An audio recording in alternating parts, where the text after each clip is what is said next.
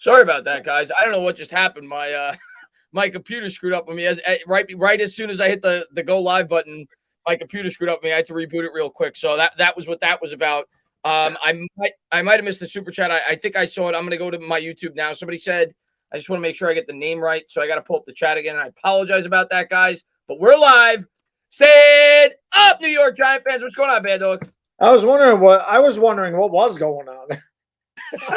Yeah, no, I for some reason I was trying to pull up the YouTube chat, and then my arrow wasn't working for some reason. I'm like, what the hell? So then I had to restart the computer real quick, and I came back on. So sorry about that, guys. For Zig, I got you right there. He says, "Cheers, fellas. I'm happy with the hire. Let's go Giants." And that's what we're going to talk about, obviously, tonight, Bad Dog. That's going to be the primary focus of the conversation. We got a new head coach, and I don't think it's much of a surprise. I think he was the odds-on favorite. We knew that after we hired Joe Schoen that more than likely Brian Daboll was going to be the coach, and I understand both sides of it. I understand people that are going in cautiously optimistic. I understand people that are excited. There's change. We don't want to get ahead of ourselves. We got ahead of ourselves last time around with Joe Judge, so let's relax. But at the same time, I think it was the right hire. I think the New York Giants, when you look at this team, out of the guys that they brought in, I think you had to go with an offensive head coach. I think you had to, because you have Daniel Jones. You're trying to improve that offense, and if Jones ain't the guy, you want to be able to have a good offensive mind in here to mold the next young quarterback. We've been the worst offense in the NFL over the last 2 years. I thought out of the candidates that they brought in, he by far made the most sense. So I'm happy that they chose him, and we'll see where it goes from here. Yeah, I mean, like you said, I don't think this was any surprise. I think we knew once Joe Schoen got hired that Daboll was the favorite to land this job. So I don't think it was anything surprising. And again, yeah, I'm not going in. I think that he's, I think that he's definitely qualified to come in here and try to fix this terrible offense. But again, I'm not going to go crazy over the hire. I did that last time with Joe Judge. I said, this guy, I did the video earlier today. I said, this guy can come in, and I'm not going to sit there and go, I'm ready to run through a wall. None of that. I don't care what these guys say anymore. I'll start to believe when I see it on the field. And obviously that's months away, but definitely looking forward to seeing what they do in the draft. Now, I know some guys are very happy with the Daboll hire, and I know there's some guys that aren't. You're never going to please everybody. A lot of people said, oh, great, another offensive coordinator. This doesn't work. We took McAdoo. We took Shermer. Joe Judge wasn't an offensive coordinator, but and now we're taking Daboll, and this isn't going to work. We should have taken a head coach. Some people wanted Flores, and I understand that. But, just because things happened in the past that weren't good for this team doesn't mean that it can't be good in the future. Daboll is not Ben McAdoo. He's not Pat Shermer. He's an offensive coordinator, but it doesn't mean that he's going to fail like the other ones did. Yeah, I have the same mindset. Just because the last two offensive coordinators failed here with the New York Giants doesn't mean you don't keep going back to the well. I mean, you look at the best coaches right now in the NFL. If I would have asked you who's the best coaches, outside of Andy Reid and Bill Belichick, who are, basically on their way out, who's the best coaches right now? If you could pick coaches, you're taking Sean McVay, you're taking Shanahan, you're taking LaFleur. None of those guys had any head coaching experience before they got those jobs. They were all offensive coordinators before they got them. You look at the best coaches right now in the NFL, the majority of them are offensive coordinators or former offensive coordinators. That's where the league's headed. We know that. The leagues are driven to favor the offenses, favor the quarterbacks. We also saw the game the past week with the Kansas City Chiefs and the Buffalo Bills. It left me thinking, Bad Dog, not that we need to have that level of quarterback because those guys don't grow on trees, but you have to be able to put up points in the NFL if you want to win a Super Bowl. And the Giants offense has been stagnant. So I think this was the right approach. And if it doesn't work, it doesn't work. But the other thing that I like is it's a pairing, obviously, now with Shane, the GM. They're going to be on the same timeline. And it's clearly Shane's decision. He's going to sink and swim with Daboll. And I think we're going to get at least 3, hopefully more years out of this with this tandem. And we'll see if they could bring this New York Giants team back to prominence. Ian, he says, Ken Dorsey is in negotiations with us. Most likely we'll follow Daboll go G-Men. Yeah, I heard about that. Jordan Schultz reported on that. He's an NFL insider. We'll see. He did say that I think Daboll basically said that he wanted it to be a package deal. He wanted to make sure Dorsey came along with him. We'll see if it happens. It's not official yet, but that'd be great. I mean, he's the quarterback coach over there with Buffalo. Again, continuity. A guy they obviously enjoy working with one another. The other thing that I read was Daboll really liked Daniel Jones, according to I forgot who was it that said it. The guy from ESPN, the former quarterback. I can't remember his name off the top of my head, but apparently, according to him, he really liked Daniel Jones. So I'm excited to see what they can do with this offense. Well, the Daniel Jones thing is going to be very interesting to me. I'm 70% sure he'll be our quarterback. I'm not 100% sold on this, and there's many reasons why I believe that. Now, half jokingly, I when they asked Shane about Daniel Jones, he grabbed the water. And I said, that's a tell. Now, I saw that on Twitter, yeah. Now, some people on Twitter are like, oh, I didn't say what it was a tell for. I didn't say that. I'm not like, that's a tell that we're getting a new quarterback. What he told me was that he was a little bit, I felt like maybe he wasn't completely sold. And this is why. One thing we have to realize with Daniel Jones, and I know a lot of Giants fans are like, oh, look at third year. He's going to be Josh Allen. He's not Josh Allen. He'll never be Josh Allen. He doesn't have Josh Allen's skill set. Josh Allen is special. Mm-hmm. Daniel Jones doesn't have that talent. He just doesn't. He's got good skills. He's not Josh Allen. But this is the big thing with Jones. The neck. Yeah. We don't know what the hell that neck injury is. He can't have contact until August. Not that he's going to have much contact before August. But it's not even okay. He's good going into the year. What if he gets hit wrong and he's done for the year? What if he gets hit wrong and he's done for his career? Where are you going? That's a big question mark to me. These guys, Joe Shane went to Buffalo in 2017. Daboll went there in 2018. That's the year that they drafted Josh Allen. So, yeah, I don't want a quarterback this year. I've been pretty blatant about that. I don't want a quarterback. I want to go through 2022 with Daniel Jones, fix this offensive line. Let's see what he does. Yeah, that's my. I think that's most people's mindset. Or at least most rational fans. I can't imagine anybody that's completely sold on Daniel Jones right now, especially when you factor in the neck injury and everything else. But I think the majority of fans have that exact mindset. They're like, okay, let's roll another year. It's a weaker quarterback draft class. Our offensive line stinks to begin with. Sounds like the GM and the head coach are on board with Jones for a year. And let's see. They're not gonna say they're not. Of course, they're not gonna destroy him. I understand that, but I think he's gonna be the quarterback. I do too, but I'm just saying, I would not be surprised if they drafted a quarterback. And nothing surprises me. It's a new GM. I don't want a quarterback, but at the same time, you could go into the year with Daniel Jones and you could still have a quarterback sit behind him. I mean, that's not uncommon in the NFL. Although now it's kind of like you draft the guy you want to start immediately, but guys have benefited from sitting for a year.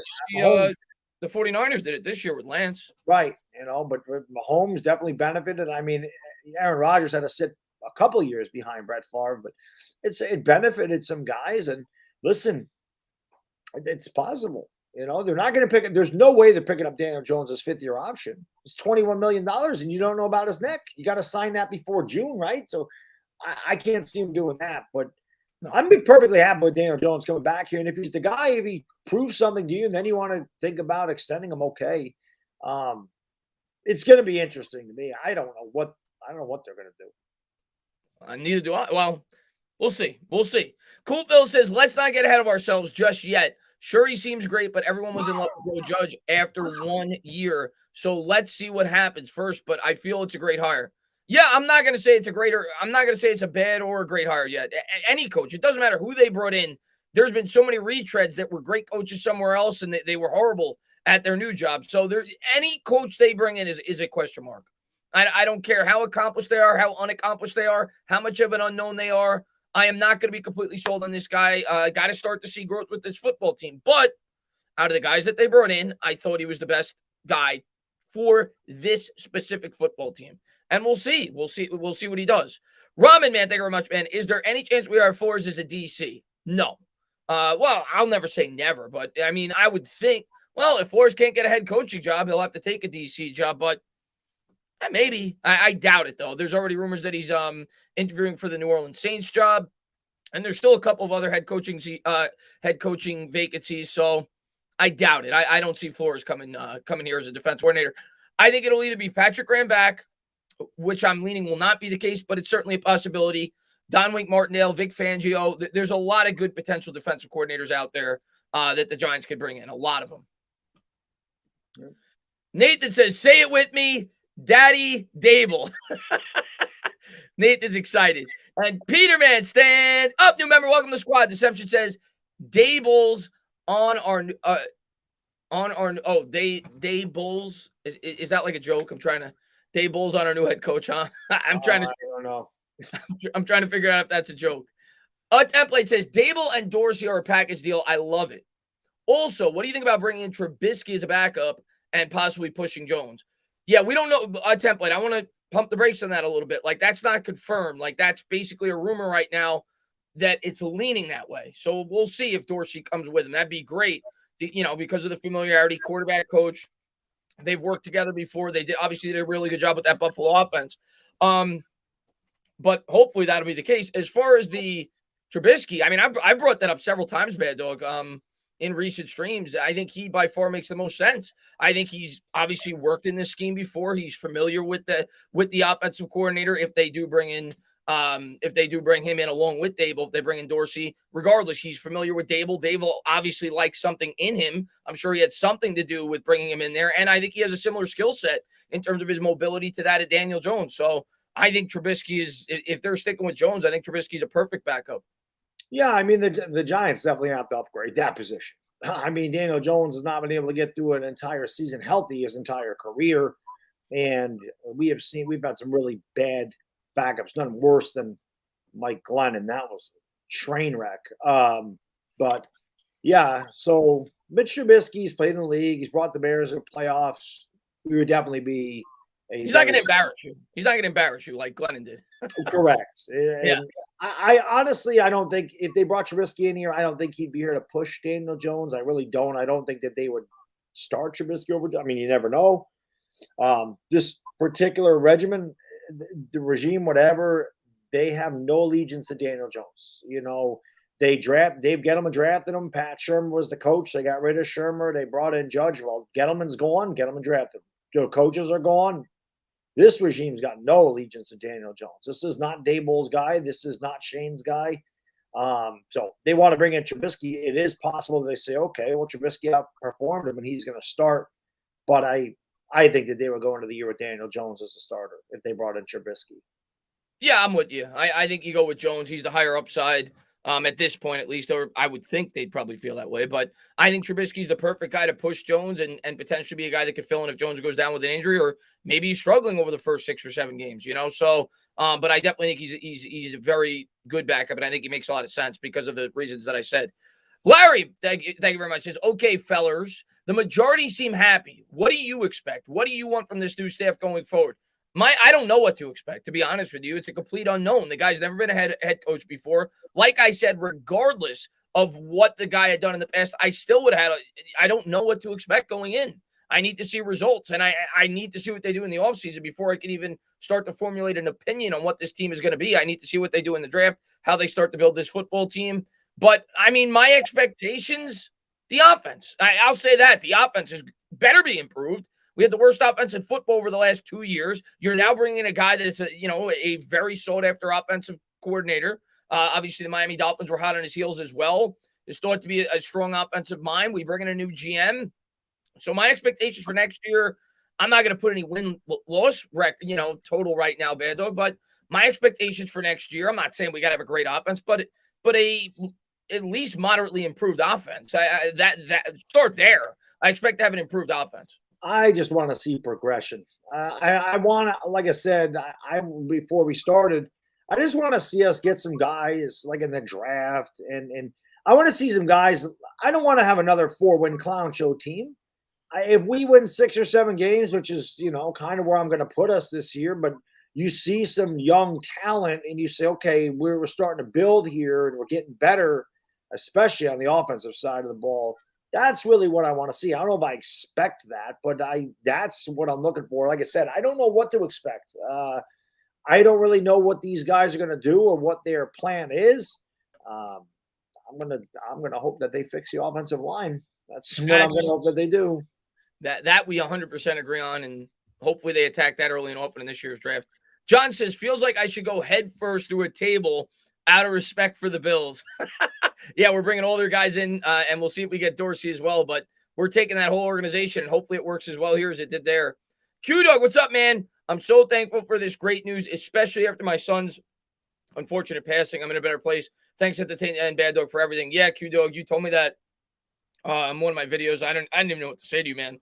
I feel, I'm obviously really sorry for the, I don't even know what to say. I feel bad about that. That's something that I can't even think about how I react to something like that, man. But thank you so much for tuning into the channel, and hopefully this team's going down the right path.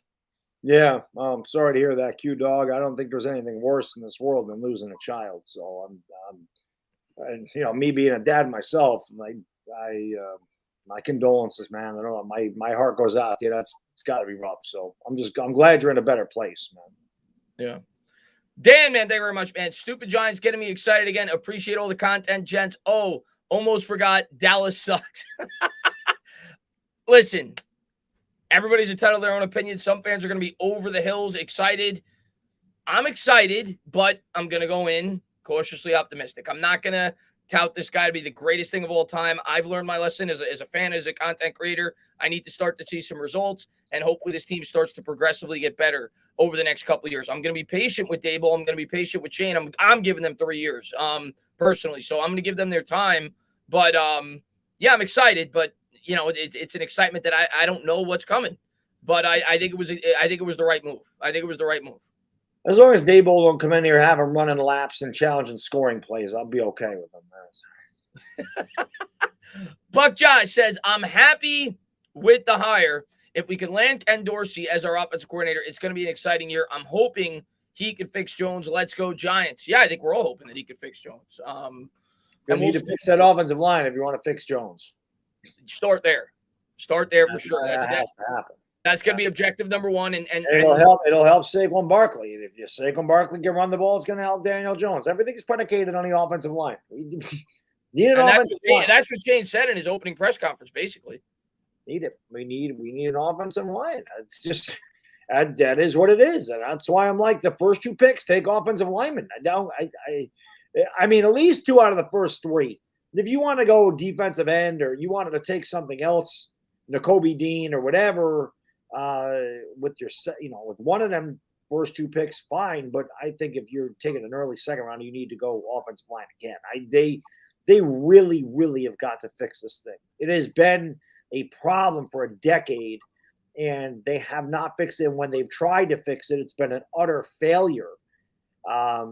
This needs to be changed. We're going to win these. If we're going to start winning games, if our quarterback, no matter who it is going to succeed, if Saquon Barkley is going to get back to rookie form, you got to have a little protection for your quarterback. Got to open up some holes for your running back.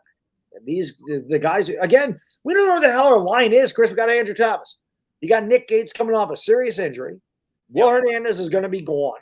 Yep.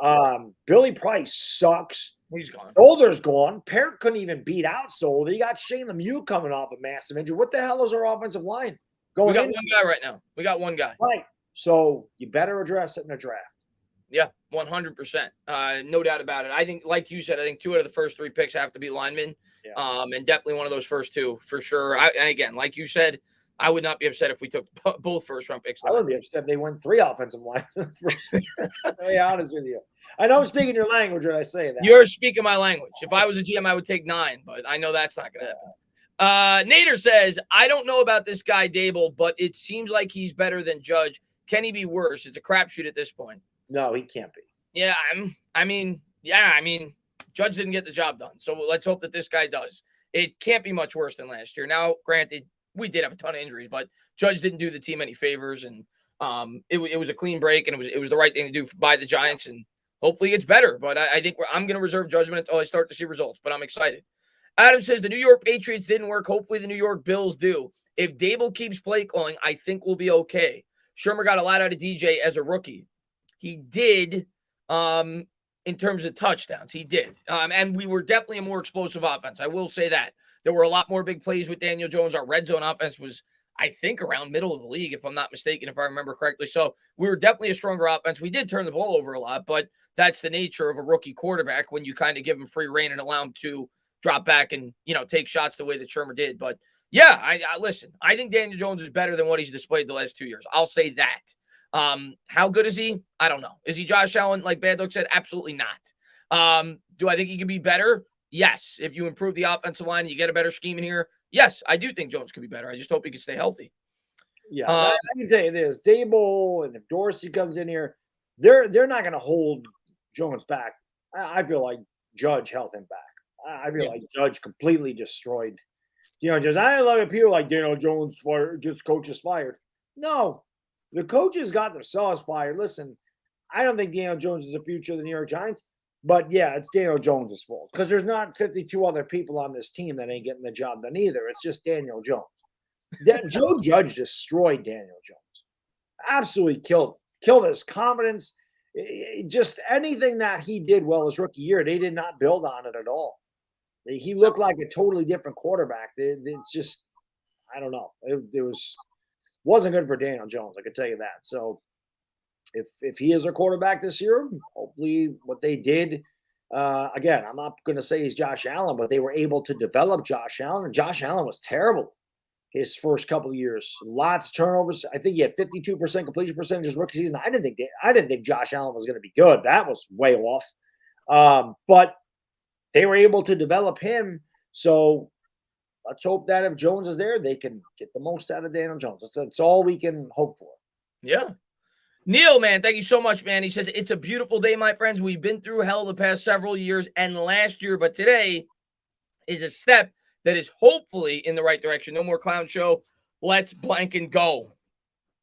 It's exciting. You know what? You could say that for sure. It's exciting.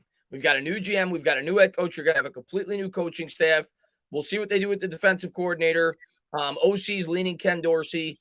And, yeah, it's going to be a new team with a completely new philosophy. So you're definitely going to see a change here. We just hope that the change is better. And like you said, it can't be much worse. Mike, man, he says, lower the podium and elevate our game. Daboll is able. Let's go, Mike. Thank you so much, man. I appreciate it, buddy, man. Thanks so much for being here. Tommy B says, hopefully we keep Pat Graham. Defense was solid. I wouldn't be against keeping Pat Graham. I think there's other really good options in terms of other defensive coordinators. So, like I said earlier, Don Wink Martindale has been one of the better defensive coordinators in the NFL for years. A lot of Giants fans wanted him. I think the only reason he got fired was due to the fact that I think like basically the entire Ravens secondary was out this year. And my guess is ownership probably said to Harbaugh, you got to fire him or you're going to lose your job because we need some kind of change because they had an underwhelming year after Jackson went down, but they were top 7 in defense the 3 previous years with him as the DC. Last year, I think they were 24th, but Jackson going down obviously didn't help as well. And Vic Fangio. Vic Fangio is probably my favorite guy out there that the Giants could potentially bring in for a defensive coordinator. But yeah, I like Patrick Graham. I thought Patrick Graham, for the most part, was pretty good with what he had to work with. I wouldn't be upset if they brought him back. I'm not gonna be upset. I can't look at that damn zone anymore. That kills me. I prefer Fangio. I think Fangio is one of the best defensive coordinators in football. So I prefer him, but we'll see who we end up getting. JD says, fun fact, the best OCs turned head coach in NFL history have overwhelmingly had big fat bellies. This may not be a real stat. Well, Andy Reid. Andy Reid's got a big fat belly. Andy Reid's got a pretty good size. Bruce Arians is not skinny. He's a former offensive coordinator. Who? Bruce Arians. Mike McCarthy, I think he was an offensive coordinator. He was at least a quarterback coach. He might have been an offensive coordinator. He's pretty good size. Yeah. So some of them, absolutely. And hopefully Daboll follows that pattern, JD. Brian Daboll looks like there's a content creator that does college football. He's a South Carolina Gamecocks fan. His name is Carolina Jackpot. I swear to God, looks just like him. Looks just like him. I texted Uncle Lou. I said, listen, I think Carolina Jackpot's going to be our new head coach. I'll have to check him out. T says, it's not just about the head coach. It seems like a team hire. Not a bad concept, but has it been done before? What do you guys think? I mean, well, if your question is, has a new GM come in and brought a head coach along with him that he's worked with in the past? I mean, I would assume that's the case. Yeah, I off the top of my head, I'm not going to be able to give you a name, but yeah, I'm sure this has happened before. I think this is a guy that here's my guess, and I said it on Twitter today, Bad Dog. A lot of people, myself included, were like questioning, like, why didn't the New York Giants bring in any other offensive coordinators? All they did was bring in Daboll and like 5 DCs. Yeah. And after I thought about it today, I'm like, you know what? I think what happened was Shane said to himself, if I hire an offensive coordinator, I know I'm hiring Daboll because I've worked with Daboll. I'm impressed with Daboll. I think he'd be a good head coach. So he said, let me analyze guys on the other side of the ball. So he brought in like 5 or 6 defensive coordinators. That's my mindset. I think he knew he was probably leaning Daboll the whole way, and thought he'd be a really good head coach. And they just kind of went through it. And in the end, Shane got his way. I think a lot of fans were saying, once you started to hear the Flores rumors, they're like, oh, there's no way Shane would want Flores. That's going to be Mara influenced if that happens. So you can't say that now because he ended up with Daboll. That's obviously a guy that with ties to Shane. But I'm sure it's happened before, T. Yeah, I mean, you want your GM and your head coach to be on the same page, and obviously working together for 3 years, actually 4 years, in Buffalo. Obviously, they have a good rapport. Like I said, they were able to develop Josh Allen. They were able to turn around a team that hadn't made the playoffs in almost 30 years or whatever it was. I mean, they were 13 seconds away from going to the AFC Championship game. And in my opinion, had they been playing this week, they would have beat Cincinnati because I don't think Cincinnati was going into Buffalo and was going to be able to beat them. Doesn't mean that wouldn't have happened. I mean, anything can happen in the NFL. But, they took a team that was not a playoff team and made them a perennial Super Bowl contender.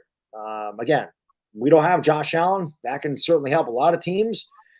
But they were able to improve a lot in Buffalo, and that's what we got to hope for here, that they can improve us. I'm not saying that in 3 years we need to be a Super Bowl contender, but, hopefully in 2-3 years we are at least a playoff contender, at least contending for a division title, not like this year going into the year, Chris, I just don't want to be embarrassing. Right. You know what I mean? I'm not expecting a lot of wins. I'm not expecting to go 12-5 or 11-6. I mean, that'd be amazing if we did. But like I said, I'm probably looking at 6-11. 7-10, and if you get that and you see improvement, you're not embarrassing. Kind of like Joe Judge's first year. We were 6-10. It's not a good record, but we were not embarrassing. We competed in a lot of those games, and we progressed in the second half. Correct. We were 5-3 in the second half, and that's kind of what you want to see from this regime.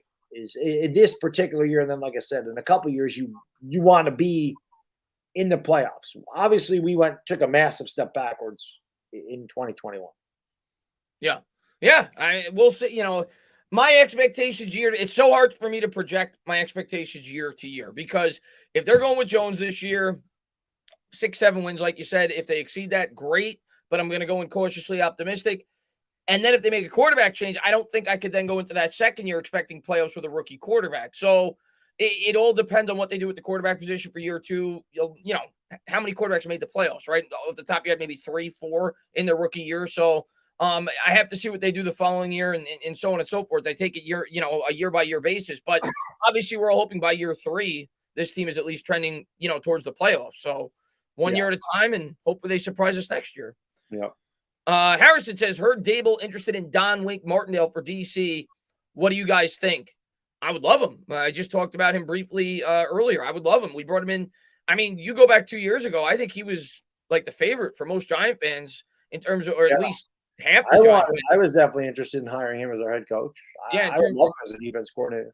Yeah, I think a lot of people liked him, and he did a really good job with the Baltimore Ravens. So, yeah, I'd be ecstatic if we brought in Don Wink Martindale. I think that'd be a great hire. Save says, it feels like holiday today. That's how depressing it's been being a Giants fan. Can't even look Pepsi in the eye when walking down the aisles. Yeah, they got to get Coke this year, Baddog. Yes, they definitely do. No more Pepsis. And Mike DeRaw, man, says Josh Allen got him his job. DJ will lose him his job. Here's my opinion on that. I don't think DJ's going to – if DJ's bad, I don't think that's going to cost him his job because, like Bad Dog said, DJ's not his guy. I think they're pushing forward with DJ for a year, and if he does not significantly progress, then that quarterback is going to be their Josh Allen. That next quarterback, if Daniel Jones does not work out, that next quarterback is going to be the quarterback that Brian Daboll and Joe Shane ultimately are judged on. That's what's going to happen because, like Bad Dog said, Daniel Jones has no ties to these guys. If Daniel Jones is really good, great, push forward with him. If he's not, go out and get your quarterback. So the way I look at it, if they're sticking with Jones this year, it's a free year, basically, for these two guys. They're coming in. They're sticking with Jones because the way that the team's built, maybe they look at the quarterback draft class, they're not overly impressed, and they say, yeah, Jones has some talent. Maybe with our tutelage and our coaching, he could turn into a really good quarterback. If he doesn't, then I get to go out there and bring in my guy. So I don't think Daniel Jones is costing either one of these individuals their jobs. They inherited Daniel Jones. They didn't draft Daniel Jones. Right. They're not going to fire him after 1 year anyway. That's not going to Yeah. happen. So I don't think it'll cost him a job. That doesn't, maybe Dan Jones impresses and we keep him. But no, I think if Dan Jones fails, they move on, they get their quarterback. Yeah. Abe, man, thank you very much, man. Dog, even if you're not sold on DJ, it's a no-brainer. At worst, he's a cheap stopgap. I would think they'll bring in a competent backup based on this year. Yeah, I think that's the plan. That's what I'm Bad Dog said he was 70% Jones. And again, this is all based on, I'm assuming he'll be able to play. The neck thing, I guess there's a little bit of a question mark. If Jones is able to play, I'm like 85 to 90%. I think he's going to be the quarterback next year. But I do think there'll be, like Abe just said, an upgrade at the backup quarterback. But I really don't think we're drafting a quarterback this year. Yeah, at least first round. Abe, I've been saying that the whole time, that I want to roll with Daniel Jones in 2022. Fix the offensive line, get him some protection. Let's see what he does. They're not picking up his fifth-year option. They can walk away from him after this year. And that's fine. But, yeah, I don't like the quarterbacks in this draft class. I am not a fan of any of them. I'm just saying, all I was saying is that you don't know that they could go that route. You don't know. That's for sure. For me, my preference is bringing Daniel Jones back, definitely. And yes, bringing in like a Mitch Trubisky to be a backup. Without doubt. But yeah, I want to roll with Daniel Jones in 2022. I'm not looking to bring in Kenny Pickett or Malik Willis or Matt Corral. I'm not looking to bring in any of those guys. I'm looking at Evan Neal, Aquanu, Tyler Linderbaum is my dude. I don't care. Oh, you can't take a center to number 7. Oh, yes, you can. When it's that guy, yes, you can. I want some guys like Tyler Linderbaum that can pull out and get to the second level so that our screen passes aren't -3 yards. They end up being 20 yards. That'd be nice for a change. It would be nice. It would be nice. It'd be nice. Davey says Jones didn't say he can't have contact till August. He said there is no contact until August. Huge difference. Yeah, I read that. Somebody told me, maybe it was Patricia Traynor when I talked to her. I can't remember. Somebody said that it was kind of taken out of context. And that's common, right? That's the way the NFL works. There is no contact for quarterbacks. Well, that's what I said. There is no. He's not going to get contact from anything. There's no contact for him in training camp either. You can't touch the quarterback in training camp. Yeah, so it was probably taken out of context. People probably read it one way, and Jones meant it to come out another. Still, still with a neck injury. It's not that. I mean, it retired David Wilson. This isn't. It's nothing to sneeze at. It's not a groin. It's not a hamstring. It's not an oblique. It's not a lower back thing. And trust me, I've dealt with all that crap at the gym. All of it. I have popped my calf. I've strained my shoulder. I've thrown my back out a number of times. I've pulled a groin. Sucks. But those are minor. Neck, different story. Like I said, if his neck is, I don't know what his neck is. We've never really been told exactly what the issue is. And for me, I would just be concerned that what if he takes a bad hit, and because, he's never learned really to slide and he likes to lead with his head. That would be my biggest concern, is that if he gets hit wrong, he's done for a long time. I guess that's my biggest. I think that's a fair concern. Jatone says, you think we need to pick up 4 linemen in the first 4 rounds, or at least 2 or 3 in the first 3 rounds? No, I don't think we need to draft 4 linemen with our first 4 picks, if that's your question. I am fine with taking, as long as they take 1 in the first round and 1 or 2 more throughout the draft, preferably another one within the first 3 rounds and probably within the first 2 rounds. I would really like to take 2 linemen with our first 3 picks, but absolutely need to take at least 1 with one of those 2 first-round picks, preferably a tackle. And like Bad Dog said, if they go interior line with the other pick, I'll be jumping for joy. I'm willing to be a little bit lenient in terms of, because I know that there's other spots in this team that they have to build, but you have to focus heavily on that line. And I want 3 offensive linemen out of these 9 picks. That's for damn sure. When you look at our line, like maybe you could get by with one of these guys that are question marks being a starter next year, whether it be Shane Lemieux coming off the injury, Nick Gates. There's no way you're getting by with more than that, though. You can't go into next year assuming more than that. And you could probably sign a stopgap GM via free agency to fill in a hole, something along those lines. But they definitely need to focus heavily on the offensive line, but not with the first 4 picks. There's other needs on this team. Well, he's in the first 4 rounds, but 4 of the first 5 picks. Well, no, because we have 2 third-round picks. Yeah, that'd be 4 of our first 4 of the first 6 picks. But I agree with you. I don't think we need to take 4 linemen, but I think we need at least 2. At least 2 in the first. I want 3 in the draft. What's I'm that? not saying with our first 3 picks, but I want 3 in the draft. Yeah. I'm just saying, out of our first 3 picks, we need 2. We need 2 good linemen. Like, we don't need to be taking projects in the 5th round. At the beginning, we don't need to wait till the 3rd round to be taking linemen. We need to take good linemen, and we need to take them early. Again, you can take guys out of college and they could suck.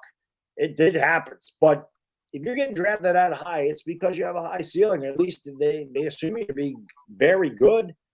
But if you're falling to the 4th round, there's a reason. Yeah, of course, 4th round talent can succeed. It's where you make your money in the draft anyway. The GMs that can find the big talent in the 3rd through 6th rounds, that's where you make your money. You should not be missing on your top 10 picks. And Dave Gettleman missed on. I'm not going to say that he missed on Andrew Thomas because I think Andrew Thomas has been good, but he missed on Daniel Jones. He missed on Saquon Barkley. He missed on Dexter Lawrence. That wasn't a top 10 pick, but he missed on DeAndre Baker. He missed Kadarius Toney. I don't know what the hell he's going to be. That was just an interesting pick. But there's not a lot of guys that came in there and you're like, oh God, game changer. So you need game changers when you're drafting in the top 5. Those got to be game changers. And then, you find good talent in those later rounds. They don't cost any money. And that way you can build your team cheaply and you can bring in good, high price free agents because your cap is better when you have guys that produce when they're drafted in the 4th and 5th round. Like Wayne Gallman, to me, was a good pick in the 4th round. Yeah, Wayne Gallman was a good pick. Him back, by the way. Julian Love was a good pick for a 4th round pick. Darius Slayton, as much as we hate him, good value for a 5th round pick. I'm with you. His rookie year is great value. But I'm with you. I definitely prefer 2 linemen with the first 3 picks that we have. Yeah. Pete, thank you very much for the $2 donation. And we got time. Says, I wanted Brian Flores, but I'll take the Brian. Let's blank and go. And Evan Ingram, I need his sister's number before he leaves. You better get it quick because he ain't going to be here much longer, man. You better get it quick, buddy. DPX says, is it a good comparison to think that with the right coaches and talent around him, Jones can be on the same level or better than Ryan Tannehill? I don't think that's crazy. If he had the right talent around him, similar to the way that Ryan Tannehill does, I don't think that's insane. We don't know that, but could it? Yeah, I think it's possible. But we don't know that. We haven't seen enough. And it's not all Jones's fault, like John Mara came out and said. But that's something you're basically guessing. You don't know. But I don't think it's crazy to think that he could be a decent quarterback, which is what Tannehill basically is, if he had some support like Tannehill does. Yeah. Again, Daniel Jones is going to have 1 year to prove it. I was high on Daniel Jones. I said the guy could be a rich man's Alex Smith. Alex Smith was a pretty damn good quarterback, and I thought that Daniel Jones could actually be better. He hasn't been. But like I said, if Daniel Jones is such a damn enigma. The big thing with Daniel Jones is he can't stay healthy. But and again, I'm not trying to say that he's the future franchise quarterback, and I'm pretty sure in 2023 we're going in a different direction. But the Giants totally screwed Daniel Jones up. They gave Daniel Jones no chance. And this coaching staff that he had, they gave him no chance. They absolutely suppressed him.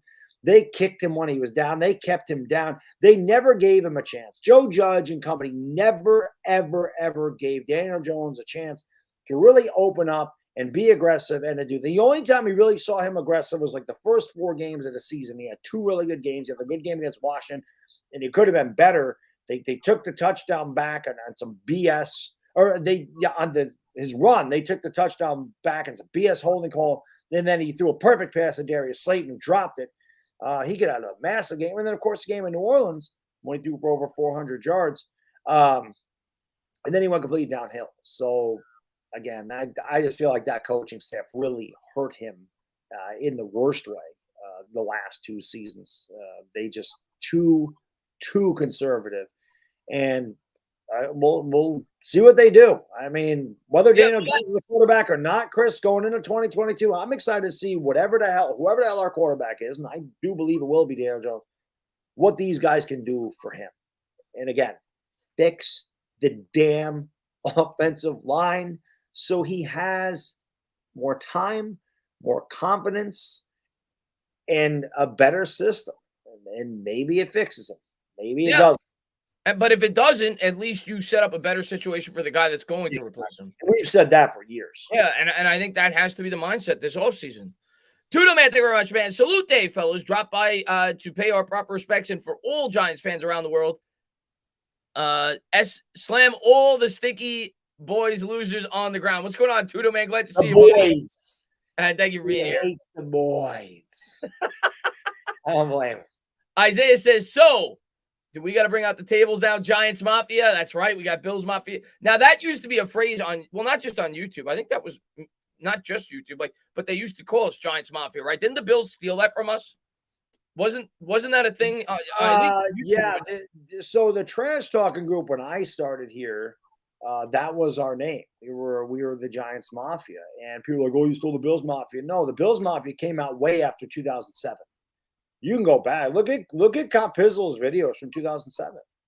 They were calling themselves Giants Mafia. Now my videos aren't up from 2007 and 2008 anymore, but go back and look at them. We call ourselves Giants Mafia because there was a lot of Italians, so it fit. But yeah, we had that before Bills Mafia. It's just true. I mean, I have a T-shirt that says Giants Mafia right on it from 2007. So we'll see. Maybe we'll start calling ourselves Giants Mafia again. Frank, man, thank you Yeah, very much. what up, guys? Bad Dog, Giants Mafia. That used to be my intro back in the day. Maybe we'll start calling ourselves that. Frank says, "Okay, fix our offensive line." Yeah. I don't care who the head coach of the GM is. And that was what the most encouraging thing for me was of the Joe Shane press conference when I was watching it.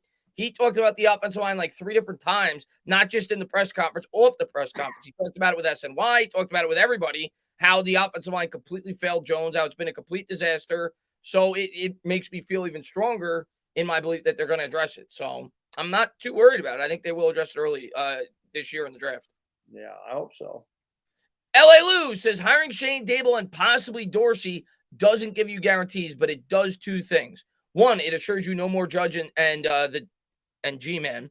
And 2, it gives you the hope of something better, new life. Yeah, and I think the other thing that it does, Lou, is you now have a head coach and a GM on the same timeline. And you have a head coach and a GM that have worked with one another. Yeah. And they're going to sink or swim together. And I think that's big, Chris. I think that's something that goes overlooked. Gettleman and Shermer never worked together. Gettleman and Judge never worked together. These guys know each other, and they're going to be on the same page from day one. And I think that's big, that they're going to work together. That's what you need. You need continuity between the GM and the head coach, and they already have that. So I'm excited about that connection. And like I said, I'm going to wait, and I'm going to reserve judgment until I see the product on the field. But I'm glad that they have a connection already. And if Dorsey comes in, obviously Daboll and Dorsey, they've all worked together, and they're going to come in with some chemistry. They're not going to have to try to figure out each other. They know what they're doing. They improved Buffalo huge. They got a big challenge here. I can tell you that. They have a mountain to climb. We'll see if they can climb. They had a mountain to climb with Buffalo. And we'll see, we'll see if they could do it, if they could duplicate it. V-Man says, good thing you didn't hire Flores. 0-6 versus the Bills, outscored 216 to 106, and lost every game by an average of 18 points per game, including a blowout to backups. I'm assuming you're talking just exclusively about the Bills with that stat. Listen, I think Flores would have been I think Flores was a little bit underrated by some Giants fans just because they wanted Daboll so much. I do think Flores could be a good head coach. I just don't think he was a great fit for our current situation. That's my take on Flores. I understand that he benefited this year from a very soft schedule, even though they won 8 out of their last 9. He beat up on a lot of bad teams. I understand that. But, yeah, I was always impressed with Flores with what he was able to get out of that Miami team. They had no talent his first year there. I didn't think they'd win 2 games. They won 5. And then they doubled it up the second year, and this year they won 8 out of their last 9. I don't care who you play. That's still impressive in the NFL to get a team to continue to fight for you after you start 1-7. So I was not one of those fans that tried to, poo-poo on Brian Flores just because he wasn't my first choice. I think he could be a good coach. I just don't think he was the right choice for the Giants with our current situation. Agreed. And Brock Lee says, why do you think they didn't look into Harbaugh? You two do a great job, by the way. Listen, I don't know. We haven't really talked a ton about Harbaugh. I've always been a big Harbaugh fan. I've always liked Harbaugh. I loved what he did with the 49ers when he went in there. He went to 3 NFC championship games in 4 years, went to a Super Bowl for a team that had not had a winning season the 8 years before he got there. They were 6-10 the year before he got there with basically the same roster he inherited. He turned Alex Smith from Daniel Jones to a near Pro Bowl quarterback in his first year. And then he basically did the same thing for Colin Kaepernick for his first 2 or 3 years in the league. He also mentored Andrew Luck. So I did think when I started to hear the rumors that Harbaugh could potentially be interested in coming to the NFL, and knowing that in the past, Baddog, we know he has said that he may have interest in the New York Giants job. It made me excited that it was a possibility. But I think the main reason why Harbaugh was not even a thought was because the reason Harbaugh got fired is because he has the perception that he's hard to work with. It's why he basically went to Michigan, because he has complete control at the collegiate level. He was hard to work with. And some people, and I would think Shane coming in probably looks at it like, no, I'd rather bring in a guy that I've worked with before, a guy I'm comfortable with, a guy that I feel could be a really good head coach. I think if you were going to bring in Harbaugh, he was going to have full say. He was going to have to be the GM basically and the head coach. And I don't think that the Giants ever had interest in doing that. I would have been open to Harbaugh. I think Harbaugh's a tremendous coach. I don't care what people say about his college resume. A lot of that comes down to recruiting, and Michigan has had a much better record since he's gotten there anyway. But once we hired Shane, I knew Harbaugh wasn't a possibility. Yeah, Harbaugh was going to want too much power, and I think that's a big reason they didn't bring him in here. And yeah, I mean, I would have loved Jim Harbaugh. Like you said, he turned San Francisco around. He turned Michigan around. Michigan made the playoffs this year. He had to get over that hump of beating Ohio State. He finally did that year. Last year, he finally was able to do that. And, then they got smoked by Georgia, obviously. But, he had a great year. And I just think that he would want too much power, and they weren't going to give him all that. I think that's the big reason. Like you said, as soon as Shane came in here, there was no way that Harbaugh was going to be the coach. Yeah, I think that once we hired a GM, I pretty much knew it was a done deal. Harrison, thank you very much, man. Giants are in contract negotiations for Ken Dorsey as the offensive coordinator. Yeah, we'll see if that happens. I mean, I saw that on Twitter today. I was excited when I saw it. I'll wait till it's official. I think there's a lot of people, even though the guy's got a check mark, and I think Schultz is pretty credible. I've seen some rumors he's reported on in the past. He's got like 40,000 followers, and he's reported on a couple things that came true, if I remember correctly. But I'll wait till it's official. The way that Twitter works and the way that modern day society works, everybody wants to be the first to break something. And he may be making it sound like it's definitive and absolutely going to happen. And that may not be the case. So I will wait until it absolutely happens. But yeah, I mean, I'd be ecstatic if they brought him in. And one thing that Shane said when he took the job is he basically said, I mean, he hinted at the way that I took it, is Mara's going to be willing to spend whatever he needs to spend on this coaching staff to bring in the right guys. And that's basically what Schultz said, that they're going to be coming at Dorsey with a mega contract. And if you're the Giants, do it. I mean, the Buffalo Bills, Baddog, they blocked us 2 years ago from getting Daboll as their offensive coordinator. Hell, take Dorsey from them. Let's go. Yeah. Let's go, man. I think there's a good possibility that it is Dorsey, but, let's not believe anything here on Twitter. I forgot what somebody said to me. Somebody said something about, I forgot. Like, oh, diet soda is worse than regular soda. I'm like, what are you talking about? No, it's not. It's not at all. And then you're like, oh, I read it. I saw it on Google. I go, yes, because everything on Google's correct. I'm not saying diet soda is good for you, but to say it's worse than regular soda, it's certainly not. But I just thought that was funny. Oh, I read it on Google. It was on Google. Well, if it's on the internet, it must be true. Twitter, I don't believe anything I read on Twitter. Yeah, unless it's coming from Rappaport or one of the credible insiders. Yeah. I'll wait. Joe B, man, thank you very much, man. They will draft Malik Willis, mark it down. Joe B, if they do, I will give you full credit. Anything's possible. I'm leaning that they will not. Anything's possible. And if they're right, you'll get full credit, Joe B. I'll come back to you and tell you that you were right. Yeah. Alphabet, man, thank you very much, man. In a large sense, new GM and coach are a crapshoot, and that's true in general, not specific to the Giants situation. I think it's better as fans to concentrate on positive possibilities and give them a chance. Yeah, I agree with you. I mean, if you're going to go into it with the mindset of, oh, there's no way this could work because two offensive coordinators in the past have failed with this football team, well, you're not really giving them a fair opportunity. Maybe you're trying to, I guess, prevent yourself from getting too optimistic and you're worried about being disappointed again. But you got to give this guy an opportunity. Like I said, the best head coaches in the NFL for the most part are offensive coordinators or, and guys that have very little no head coaching experience. The majority of the really good head coaches. You look at the best head coaches right now, Baddog, under the age of 50. Mike Vrabel, not a head coach. Sean McVay, Sean McDermott. You could go down the list. There's a laundry list of them. All the guys playing in the championship games this week, none of them had head coaching experience, and they're all under the age of 50. So, I mean, I'm going to Kyle Shanahan did. Kyle Shanahan had head coaching experience. What is that? Shanahan. What about him? Did he have head coaching experience? I don't think so. I could be wrong on that. I know he was the OC with the Falcons. I thought at one point he was head coach. Maybe he wasn't. Yeah, and he was with Washington, but not as a head coach. I'll double check on that, but I don't think he was a head coach. Let me double check. He's got to be over 50, right? He's 42, Kyle Shanahan. And he was these guys are old. Like Daboll's a year older than me. I'm like, damn, dude looks like he's 50. Yeah, Shanahan was he was an OC for the Texans for 2 years. Then he was an OC for Washington for 4 years. Then the Browns for a year. So it's kind of similar. Game up with a second to go. Well, yeah, it's kind of similar though when you look at it at his timeline. Like everybody that's like panicking about Daboll, they're like, "Oh, look, he went through all these jobs quickly."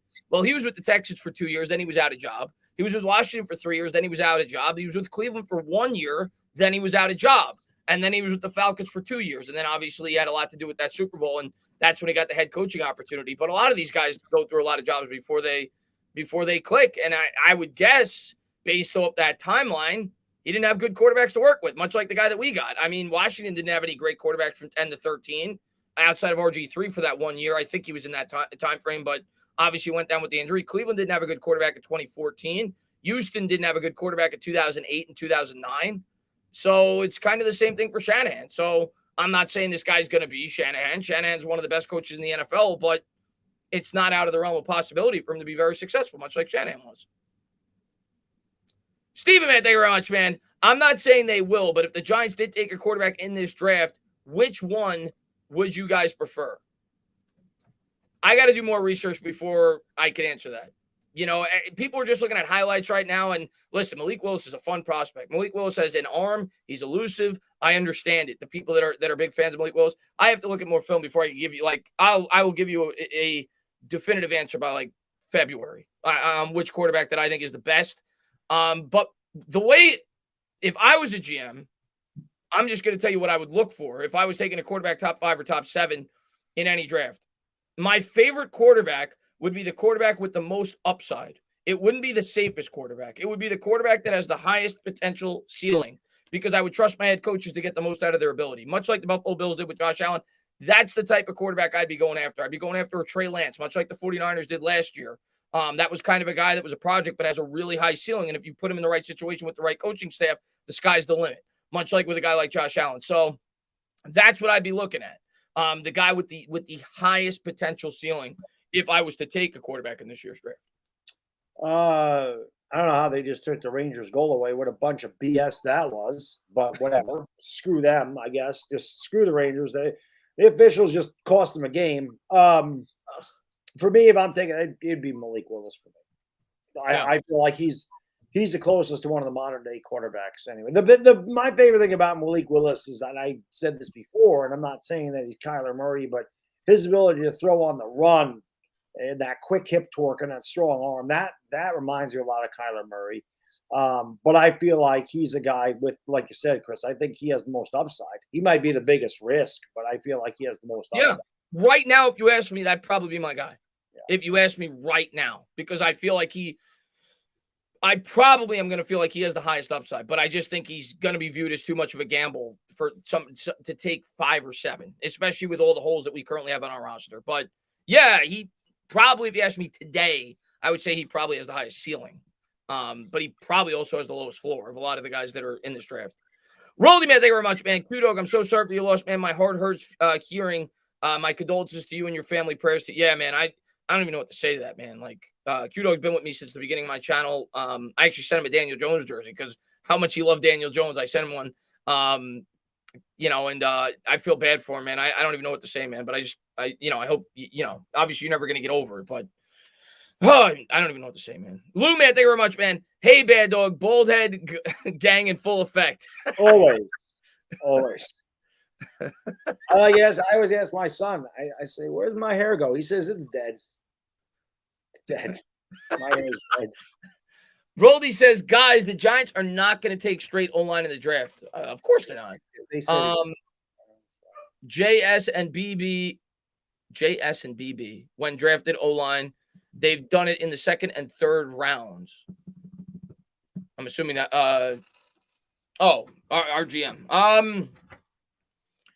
Yeah, listen, Roldy, we'll see.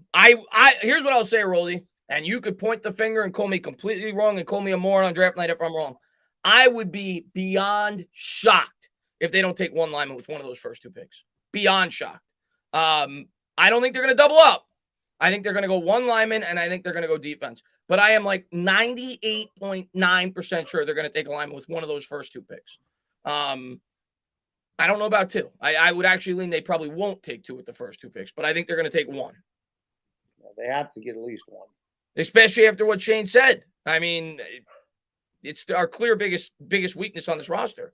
Mark says, any concern with how Allen ran the ball in his offense with DJ's injury history? That's a good question. I think there are different types of runners. I don't think Daniel Jones is the same type of runner as a guy like Josh Allen.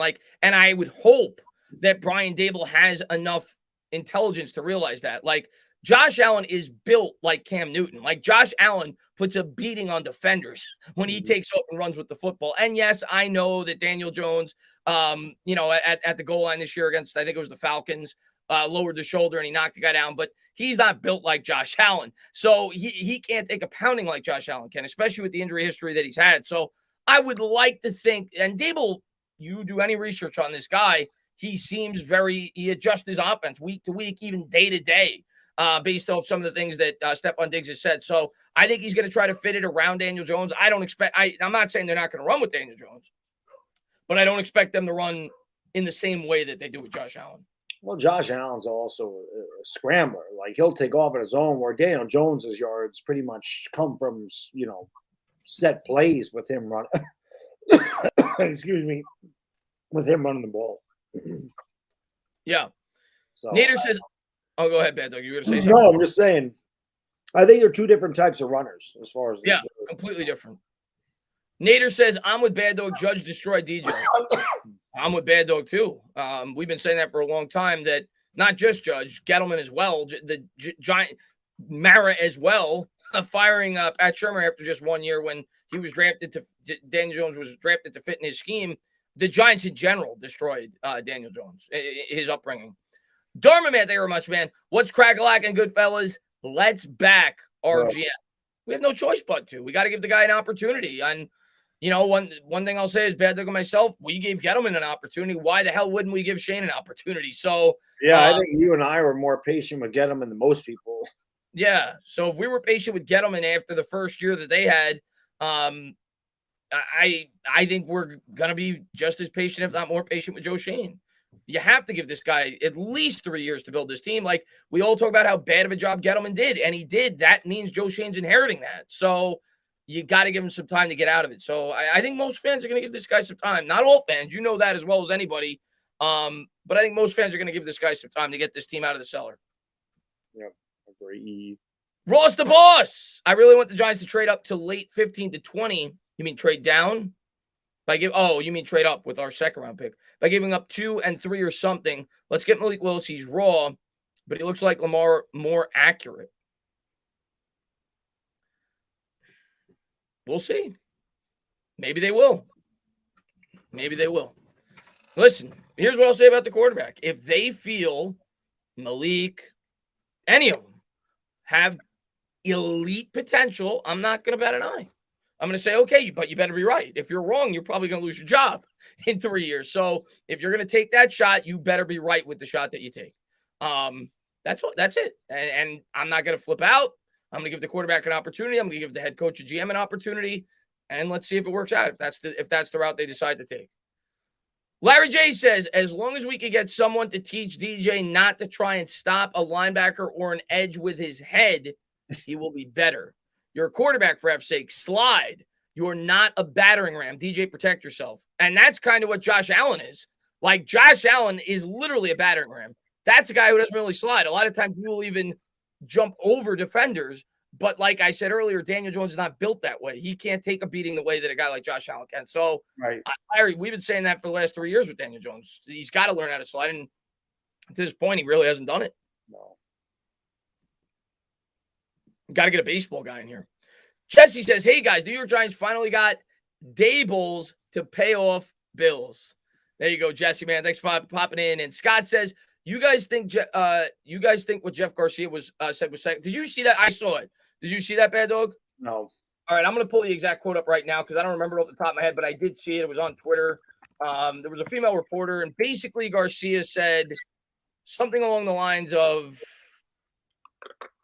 basically there's a female reporter that works for ESPN. I think her name is Mina Kimes, and I don't remember what she said, but she said something.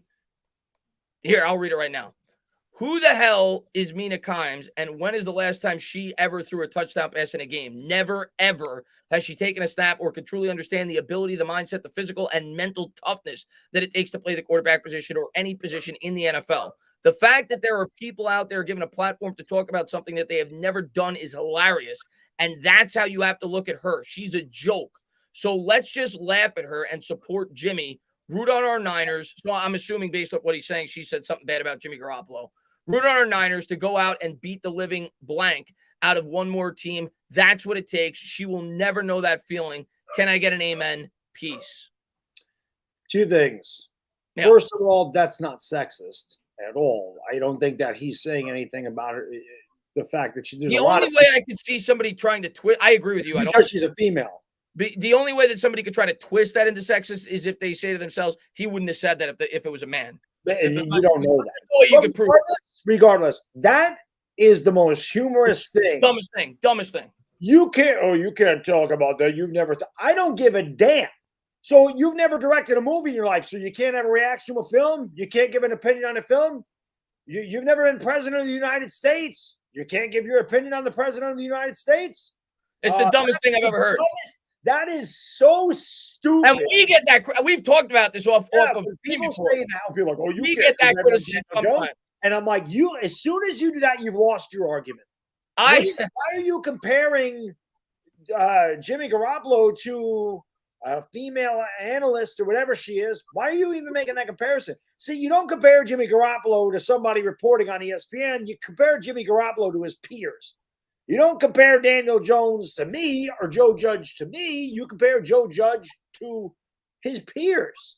Because as soon as you start comparing it to somebody that has never played, you've lost your argument because you've set the bar that low to make your point. Oh, he's better than you.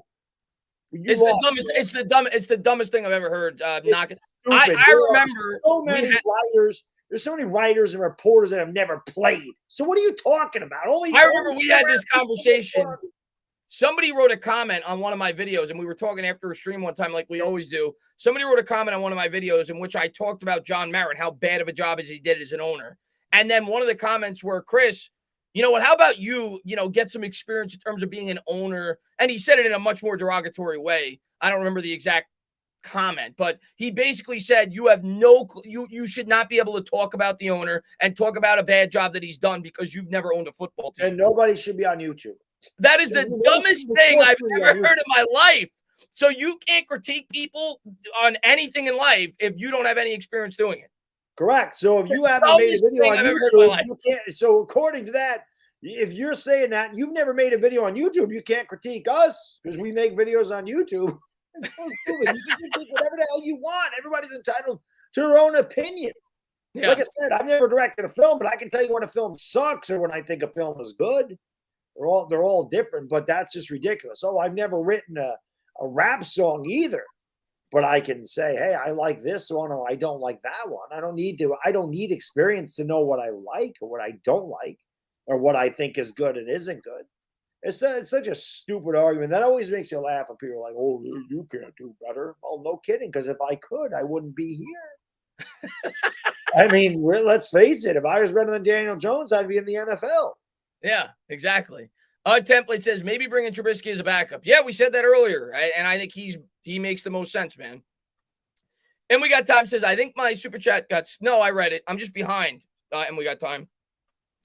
If I don't get to your super chats and you feel like you're waiting a while, I get behind sometimes, especially when I have guests on because I'm talking to the guests. Sometimes it may take 25, 30 minutes for me to get to them, but I always get to them. So don't feel the need to have to do it again. Says, I think my super chat got skipped, but look, I wanted Brian Flores, but I'm cool with Brian as long as I got Evan Ingram, sister number. Yeah, we read it earlier before he leaves. Also, she lets see Eli Apple one-on-one all game against Hill. Yo, dude. And I saw you made the rant video on Eli Apple, and he's got a lot of balls, man. I mean, he's one of the worst. Oh, his balls are in his mom's purse. He's one of the worst draft picks in Giants history, and for him to come out and basically ridicule Giants fans like for no reason, though, that's the thing. Cincinnati's not winning because of you. And I'm with him. I hope Pat Mahomes puts up 500 on his ass this week. Well, we'll be streaming the game. So yeah, it'll be fun to make fun of him if he gets beat. I hope he puts up 500 on his ass. When he gets beat. When Tyreek Hill leaves a vapor trail behind. For McCole Hartman, I mean, they're both fast as hell. So Eli Apple has 5 interceptions in a 7-year career. Man, what the hell are you talking about? Yeah, he's garbage. What the hell is he talking about? But that was the thing. Why? What? So you made the AFC Championship game. So why do you feel the need to go back and slander the Giants fans or the Saints fans or just talk about the city of New Orleans? Why? Look forward to your opponent. Don't look back. Why? You're never going to get anywhere. You're never going to get anywhere in life looking backwards. I can tell you that much right now. Look forward. And it's an unnecessary distraction. It's an unnecessary distraction for his team. He's an idiot. I think he was just drunk. I think he was drunk off his mom's breast milk, and he just did it.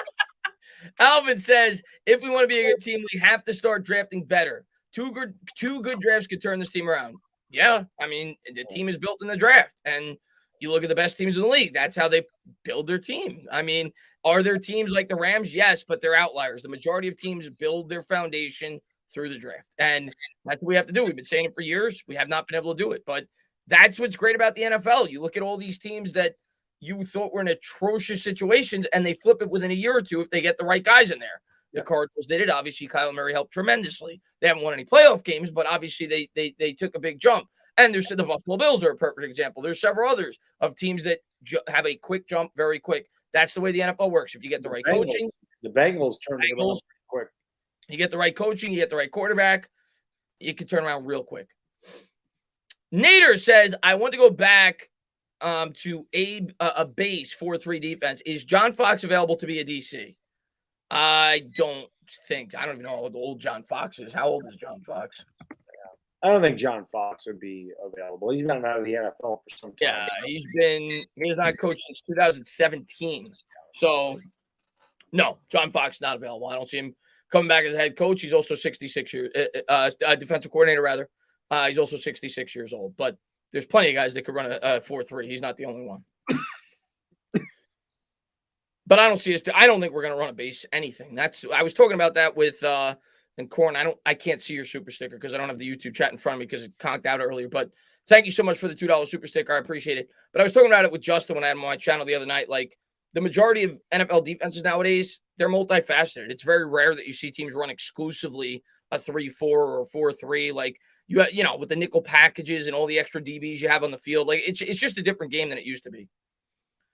You need speed on the field. Tyler says, if we get Wink as DC, his specialty is linebackers. I could see us drafting Lloyd and Aquanu with the first 2 picks.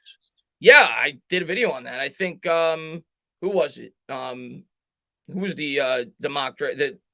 What's his name? Whatever it was. I did a reaction to the mock draft that he did, and those were the 2 guys that he had. So Jeremiah. Yeah, Jeremiah. There you go. Those are the 2 guys that he took. So is it possible? Sure. I'm going to continue to say, I think what we're going to do is take a tackle, and we're going to take the best available defensive player. Who's ever the best available defensive player on our board, that's who I think we're going to take. That'll be the Kobe Dean. Could be Dean, could be an edge, could be a corner, could be a safety. I don't know, but I Just think we're going. take Tyler Linderbaum and be done with it, please. I would love that. I would love that. Frank, he says, we don't need a Super Bowl or NFC championship. We just need to beat the Eagles twice a year, every year. Just get there and we're good. I'm fine with that too. I'm not going to say I'm good with that, but this year I'd be good with that. We beat the Eagles the last 2 years, so let's keep it up. Yeah, I want to get back to winning a Super Bowl and winning NFC championship games. And beating them twice a year on top of it. And beating them twice a year on top of it. That's the ultimate goal, that was winning titles. But in the near future, I agree with you. Just start beating teams from within the division. Start to be more competitive from within the division, because ultimately that's how you make the playoffs. So got to start winning our divisional games. Mike says, if we could get Bryce Young with next year's draft, we could. He's probably going to, we don't know. We don't know. I remember people were saying Jake Fromm a year before the draft was going to be a top 10 pick. And then he fell all the way back to like the 5th round or wherever he did. And we saw I don't know how the hell anybody could think that guy was going to be a top 10 draft. Yeah, but I remember a year before that draft, people were saying he's a top 2 or 3 or 4 quarterback in that draft. I don't know what the hell people are looking at. I don't know what some people see. That guy was never a good quarterback. And I'm telling you right now, like I said, my guy Uncle Lou is a Georgia fan. If I want to know anything about a Georgia player, I just watch what he talks about. He always hated Jake Fromm, could not stand him, hated him. He also hates Stetson Bennett with a passion too. He jokes around, it's like Stetson Bennett will look good in Giants blue. Listen, stop. Yeah, he's not. I've seen him. He's not good. But I like Bryce Young a lot, Mike. My guess would be right now. And again, it's hard to evaluate Young because of where he plays. The wide receivers are running wide open with Alabama. I get it. But I like him. I think he is going to be a good player in the NFL. But my guess would be he's going to be a top 3 or 4 pick. Now, that could change. But unless we're picking there, if we're not going to trade up, we're not getting him. Jamal says, if we get Neal or Kwanu at 5, how would you feel if we double down with Linderbaum at 7? I'm in. We would love it. I'm in with that. We would love it. Linderbaum and his team. We would love it, Jamal.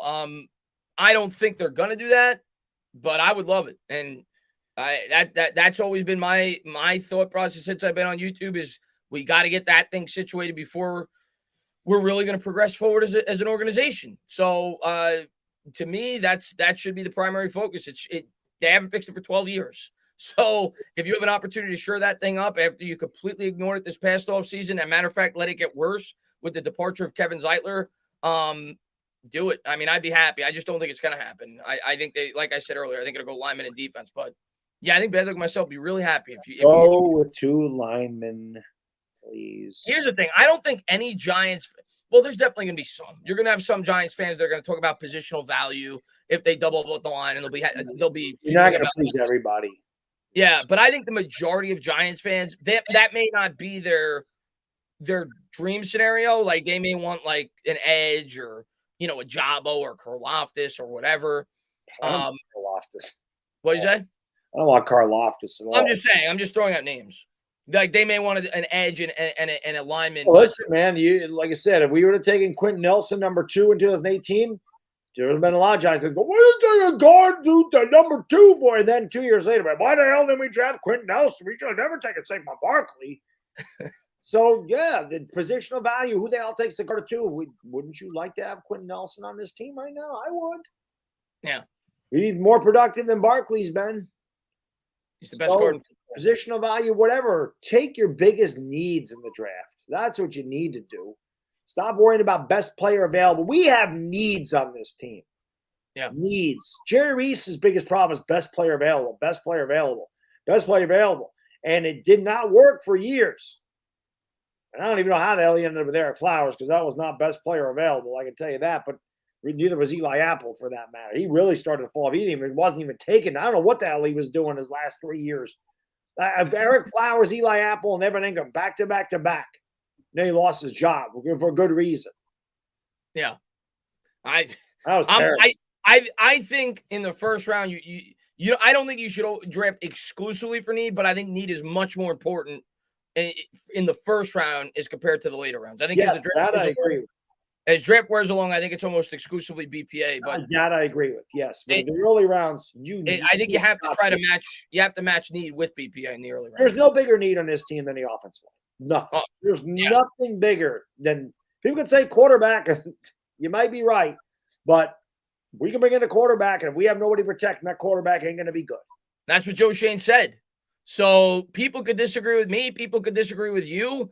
Like you, and I'm not saying there aren't quarterbacks that could overcome bad situations. There are. Our GM literally said what we say. He literally said verbatim, we're not going to be able to do anything offensively unless we could block. Yeah, so he's right. He has the same mindset we do, and that's why I think they will address the offensive line. Yeah. Thomas, man, thank you very much, man. It is great to look up our GM and head coach and see two young guys who have worked together for years. One offensive genius instead of a 70-year-old and a special teams coordinator with no experience and no relationship with the GM. That made me feel really good. He said, very well said, Tom.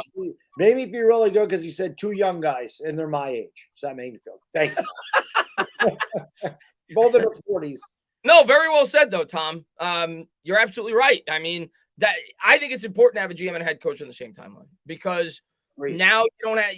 Now they're working together. It's not like they have worked together already. They have worked together, and now they're coming up together, and they're trying to grow together, and they not, like when Reese stayed on, he wasn't thinking about the best interest of McAdoo. He was thinking about the best interest of Reese because he knew his job was on the line. Yep. And it's understandable. Everybody would try to keep their job, right? So I think it's important to have two guys on the same timeline. So I think the Giants did it right. Fisher says, if the Giants go 9-8, are we drafting a quarterback next year? I mean, that's too hard. I mean, I don't know. I mean, how does Jones play? I don't care what the record is. How does Jones play? Because at the end of the year, at the end of the year, Fisher, this is my mindset on Daniel Jones. If he's not a bona fide top 10 quarterback at the end of the year, I'm not extending him. I'm not doing it. Maybe if you go 9-8, like you said, and there's not a quarterback worth taking where you're going to be picking, maybe you franchise tag him for a year if he shows some decent improvement. But if I don't feel he's a top 10 quarterback, he's not getting a second contract for me. It's just not going to happen. You can't win in the NFL when you spend a ton of money on a quarterback that does not elevate your football team. And hopefully with the improved coaching and potentially the offensive line, we will get a different feel for Daniel Jones this year. We'll see. I mean, we'll see. John Mara was absolutely right when he said that we completely screwed up Daniel Jones. But if the Giants do not feel that if the Giants don't feel that Daniel Jones can compete to win a Super Bowl, you don't extend him. You don't extend him. Period. And 9-8, we don't know what quarterbacks are coming out in the draft next year either. Yeah. You're not getting Bryce Young there, I can tell you that, but you don't know who's coming out in the quarterback class next year. And Joe B says, is Giambi in play for quarterback next year? That's the old school Francesa. Like Francesa. Yeah. Well, I knew that people used to troll him with Giambi, but what was the point of it? Was he obsessed? I really don't know. I don't know when that started, but that was always pretty fun. Yeah, I remember. And he was obsessed with Arroyo too, wasn't he? I just remember the Giambi thing. He liked Bronson Arroyo a lot too. I remember that. Did he? Which was weird. I always loved the Mongos, as they were called, that would call them and piss them off or troll them. Yeah. But I was gonna do that about Coughlin, and I was on hold for a while. But I was gonna call him. This is when Coughlin did get fired, and I was gonna say, because you had to BS him for a few seconds, or you would have hang up the phone. So you got to lock him in. Just, hey, Mike, first time, long time, whatever. The Giants have been struggling for the past few years, and if the Giants have another bad season, 2015, I mean, could you see them maybe moving on from Tom Coughlin and taking a coach like Jason Giambi? Like, that's what I was gonna do. Hey, what is it? Hey, another jerk. You waited an hour on the phone to tell me that. Do something with your life. Yeah. Corin says, stop stealing Bills coaches. Everyone wants to be us. Love Joshy. You call him Joshy? Is that what you call your quarterback? Yeah, I mean, Corin, that's what happens to the best teams. I mean, period. If the Giants get good, the same thing's going to happen to us. That's part of what comes with the territory. When your team starts to have some success, teams try to copy that. They try to start pick some of the coaches off your roster. So Belichick off a roster. Belichick, the teams took Tom Landry off a roster. Right? Vince Lombardi. They took them off our roster. Sean Payton came off our roster. John Fox came off our roster. When we were good, they're going to take your coordinators. That's a product of being a good team because obviously you're successful. And when you're successful, like, well, they have success. They must be doing something right. You're not going to take a coordinator from a 3-13 team. Nobody was sitting there going, God, we got to get Ben McAdoo. Well, actually, they have taken Ben McAdoo now, but he's a good offensive coordinator anyway. But that's just the way it goes. Nobody was looking to bring Jerry Reese in as a GM.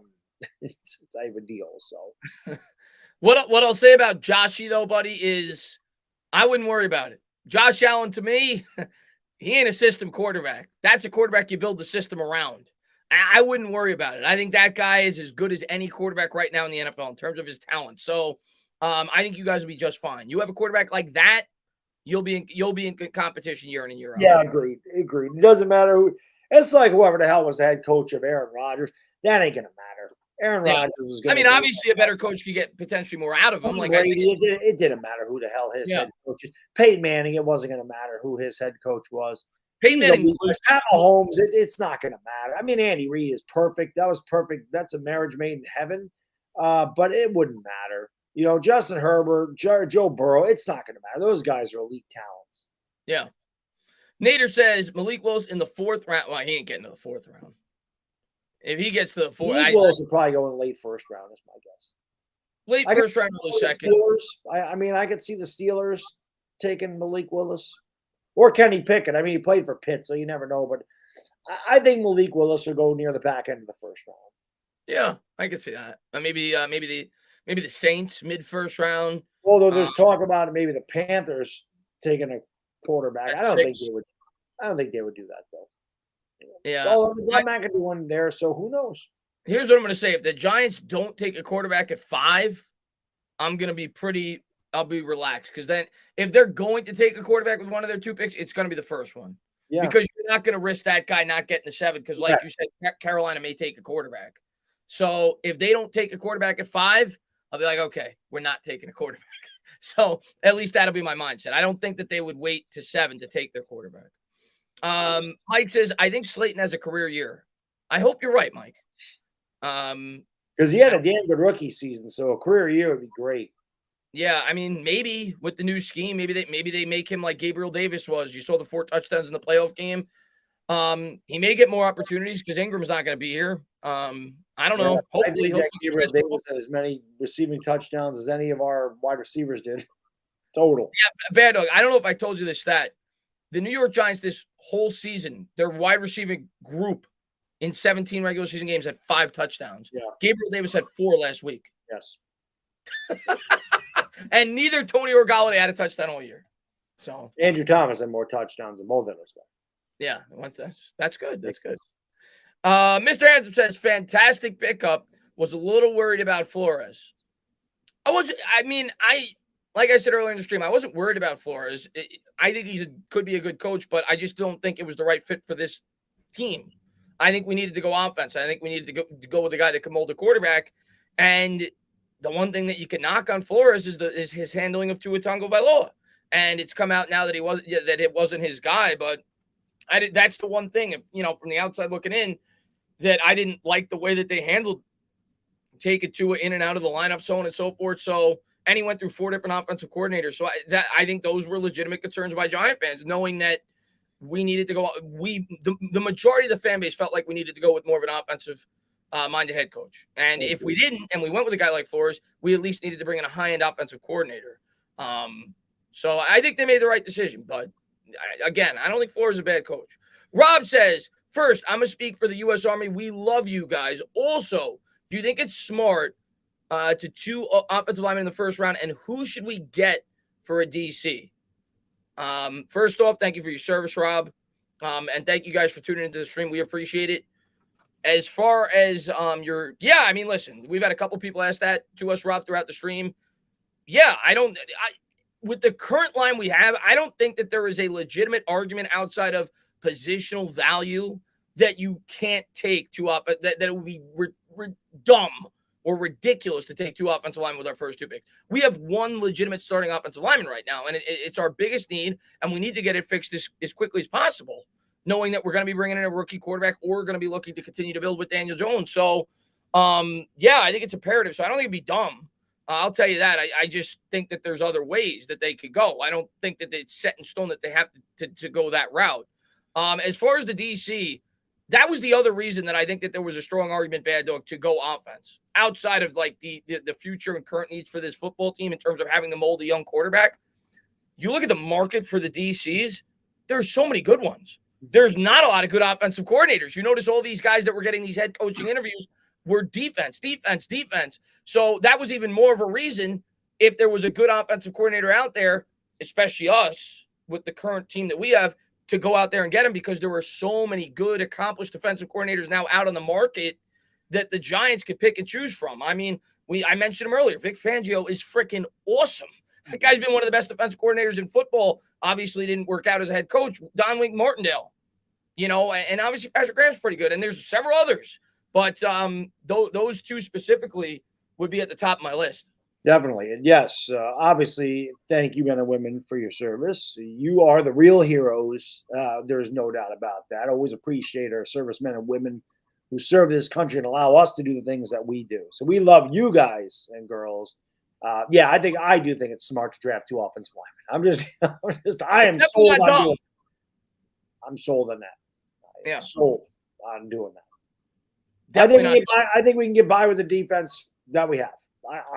If the defense was bend but don't break, and this offense was completely broken the entire year, you get an offense that actually can run the ball, sustain drives, and score some damn points and get the defense off the field, it makes the defense even stronger.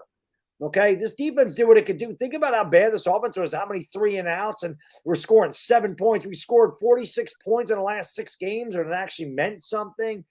Just absolutely ridiculous how bad and inept this offense was. You get an offensive team that's scoring 27 points a game, your defense doesn't need to be lights out. So if our defense is giving up 21 points a game, but we can score 24, 26, something we haven't done in forever, we can win a lot of games. So the defense is light years ahead of the offense. This offense has got to catch up. And the best way to do that's by winning up front. We're not going to win up front. And again, we have no outside of Aaron Thomas. We don't know what the hell the line is. I don't know who's coming back here. They're complete question marks. Yep. Got to build it. Got to do it. We have a lot of draft picks this year. Take care of it now and then worry about the other positions later. But I am all for 2 offensive linemen in the first round. Chris, I'm always a defensive guy, but not this year. Not this year. I want 2 offensive linemen in that first round. I do too. I do too. Believe me, I do too. I don't want to have to talk about offensive line every year. I want it to be like, I just want to be like, all right, we're good there. Let's get it. Let's get some depth every draft. Let's draft the guy in the 3rd or the 4th, but we're good there in terms of the early rounds. I don't want to have to focus on the offensive line. I want to start focusing, because when you're not focusing on the offensive line anymore in terms of needing defined starters, it means you probably have a pretty decent football team already. Because if you have a team that can win up at the point of attack, you're gonna stay in games for the most part. And then you start focusing on the weapons, the wide receivers, of course, quarterback, always potential if you love the guy. And Vladimir, man, thank you so much, man, for the $5 super sticker. I appreciate it. That guy Jose says, hopefully Joe could fix our constant injuries. What rookie do you think will take the biggest step next year? I hope Aziz grows into an elite rusher. Oh, you mean rookie, obviously, from this previous draft class. If Aziz if he took a big step up, he could be. He had 8 sacks this year. He's pretty good. I'll say Aaron Robinson. I'm going to say Kadarius Toney. Yeah, if he can stay healthy, yeah. He didn't score a touchdown. He missed a lot of time. I feel like if Kadarius Toney's healthy, he could be big. It should be Toney, especially in this new scheme. Yeah. If he could stay healthy, it should be Toney. Like if you're bringing in a innovative coordinator, a guy that can utilize him the proper way, it should be Toney. So good call by you. So Toney's going to get more snaps. Yeah, it should be Toney. Room says if DJ doesn't work out, 2023 draft will be quarterback heavy, and we might have a top 15 pick, possibly top 10. Yeah. I think we will. I agree. And it's even more. I think it even if we can trade down, we should. If we can trade down, we should, because it gives you more ammunition in that draft to go up and get a quarterback. If we can trade down, doesn't mean we will be able to. It's going to depend on how the teams feel about these quarterbacks. But in an ideal world, I would love to trade down to like the 9, 10, 11, 12 area and still get 2 linemen or whatever. But Right, get a future first round. get a future first round pick. Be great. Kobe, what's going on? He says, because of Mara, all I could think about is this. In 3 years, we're going to be looking for a new head coach and GM. I mean, I hope not. I don't blame you for feeling that way, because things haven't worked out for the last 10 to 12 years. And I understand fans don't want to get hurt. They don't want to get their hopes up. But I hope not. And the one thing that I could say that's encouraging based off this search, I mean, if you're a skeptic, and like we've been with Mara, and we've destroyed Mara for the last 2 or 3 years with this football team and his handling of this football team. But I think the one thing you should be encouraged about, Baddog, is this entire offseason, what is there one thing that you could point to that you could say that Mara got in the way? I mean, Brian Daboll is clearly Joe Shane's pick. Mm-hmm. Like, clearly Joe Shane's pick. Mara didn't bring in a single person that had any ties to the New York Giants for the GM search. He went completely outside the organization. He fired Joe Judge after 2 years, something that he probably didn't want to do. So this offseason, I can't complain with what Mara did. I think he did exactly what the fan base wanted him to do. And now we have to hope that it works out. Yeah, I agree. But if the team sucks for the next 3 years, it's going to happen. So hopefully we don't suck. If we're good, he ain't going to do it. Yeah. And Give2 says, what is the cost of Jones' fifth-year option? I think it's approximately $21 million. Would it be cheaper to pick that up even if they wanted to draft another quarterback while the line continues to get better? Here's my outlook on the fifth-year option, and I've said this before. It's going to cost you $21 million to extend them on the fifth-year option. Like Baddog said earlier in the stream, we don't know with the injury history. You can't go into next year, and I think it has to be decided by April and May. Yeah, so I don't think they're going to do it. I don't either. So, but the way I look at it, they haven't seen him play under their system. They don't know what the deal is with the neck. I can't see these guys giving him $21 million when he's not their guy. That way they can free themselves up. They have many more options. But if you fit your option, you don't have an option. That's your guy next year. Yeah. And they don't know what the hell he is or what he's going to be, because they haven't had an opportunity to see him play under their system or see him play. So I don't think you can just take a blind leap of faith and say, here's a guy that for the last 3 years has missed time with injuries. Now he has a neck injury. He hasn't really shown the ability to get better. He hasn't shown the ability to lead or win games, and we're going to give him $21 million. I can't see it happening. Too many question marks to give him that much money. And the way I look at it, especially for the quarterback position, that $21 million is essentially a placeholder.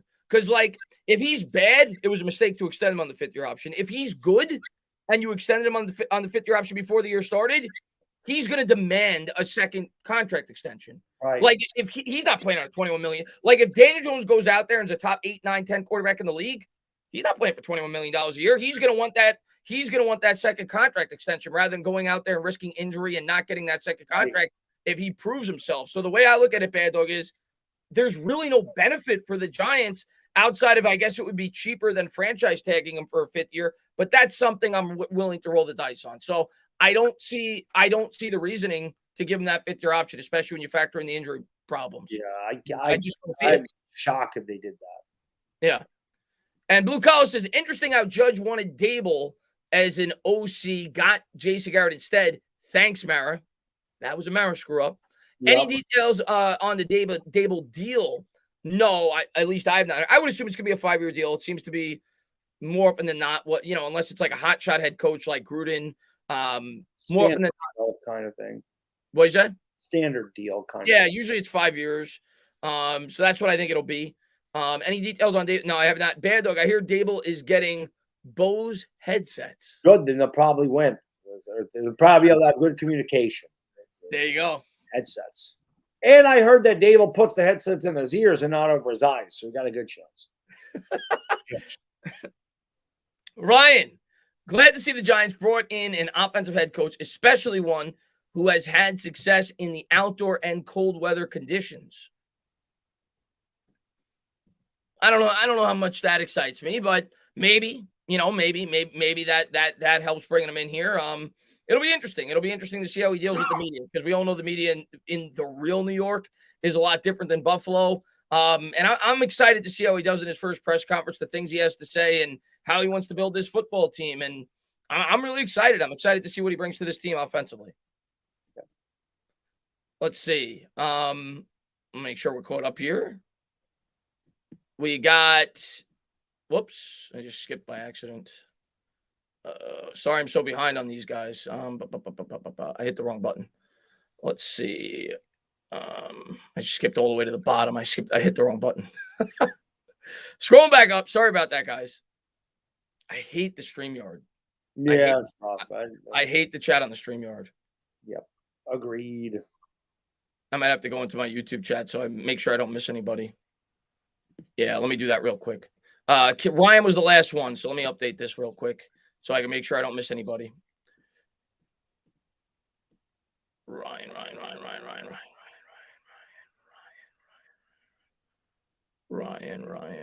There he is. Okay. Oh, no, Rob, we already got to Rob. First, I'm going to speak for the U.S. Army. Where's Ron? There we go. Okay. Sammy, man, thank you so much, man. Honestly glad for you guys for the slow turn. Ever since the Judge Gettleman era, Mr. Dog, you were going through the 7 stages of grief. Happy for your Giants. I went through a lot of grief last year. The end of it was just hysteria is what I was going through. I don't even know. I think I went through 8 stages of grief with this team last year. I didn't even know where. I mean, it's just I didn't even know what to say. I mean, I still have Joe Judge's playbook right here. So quarterback sneak, third 11, third 9, whatever it was. Yeah, that was a rough year. That's the roughest year I've had as a Giants fan. That was, like you said, I think it went from rage and then it just went to comedy. Like it got to a point where it just couldn't do anything but laugh at it. It was so bad.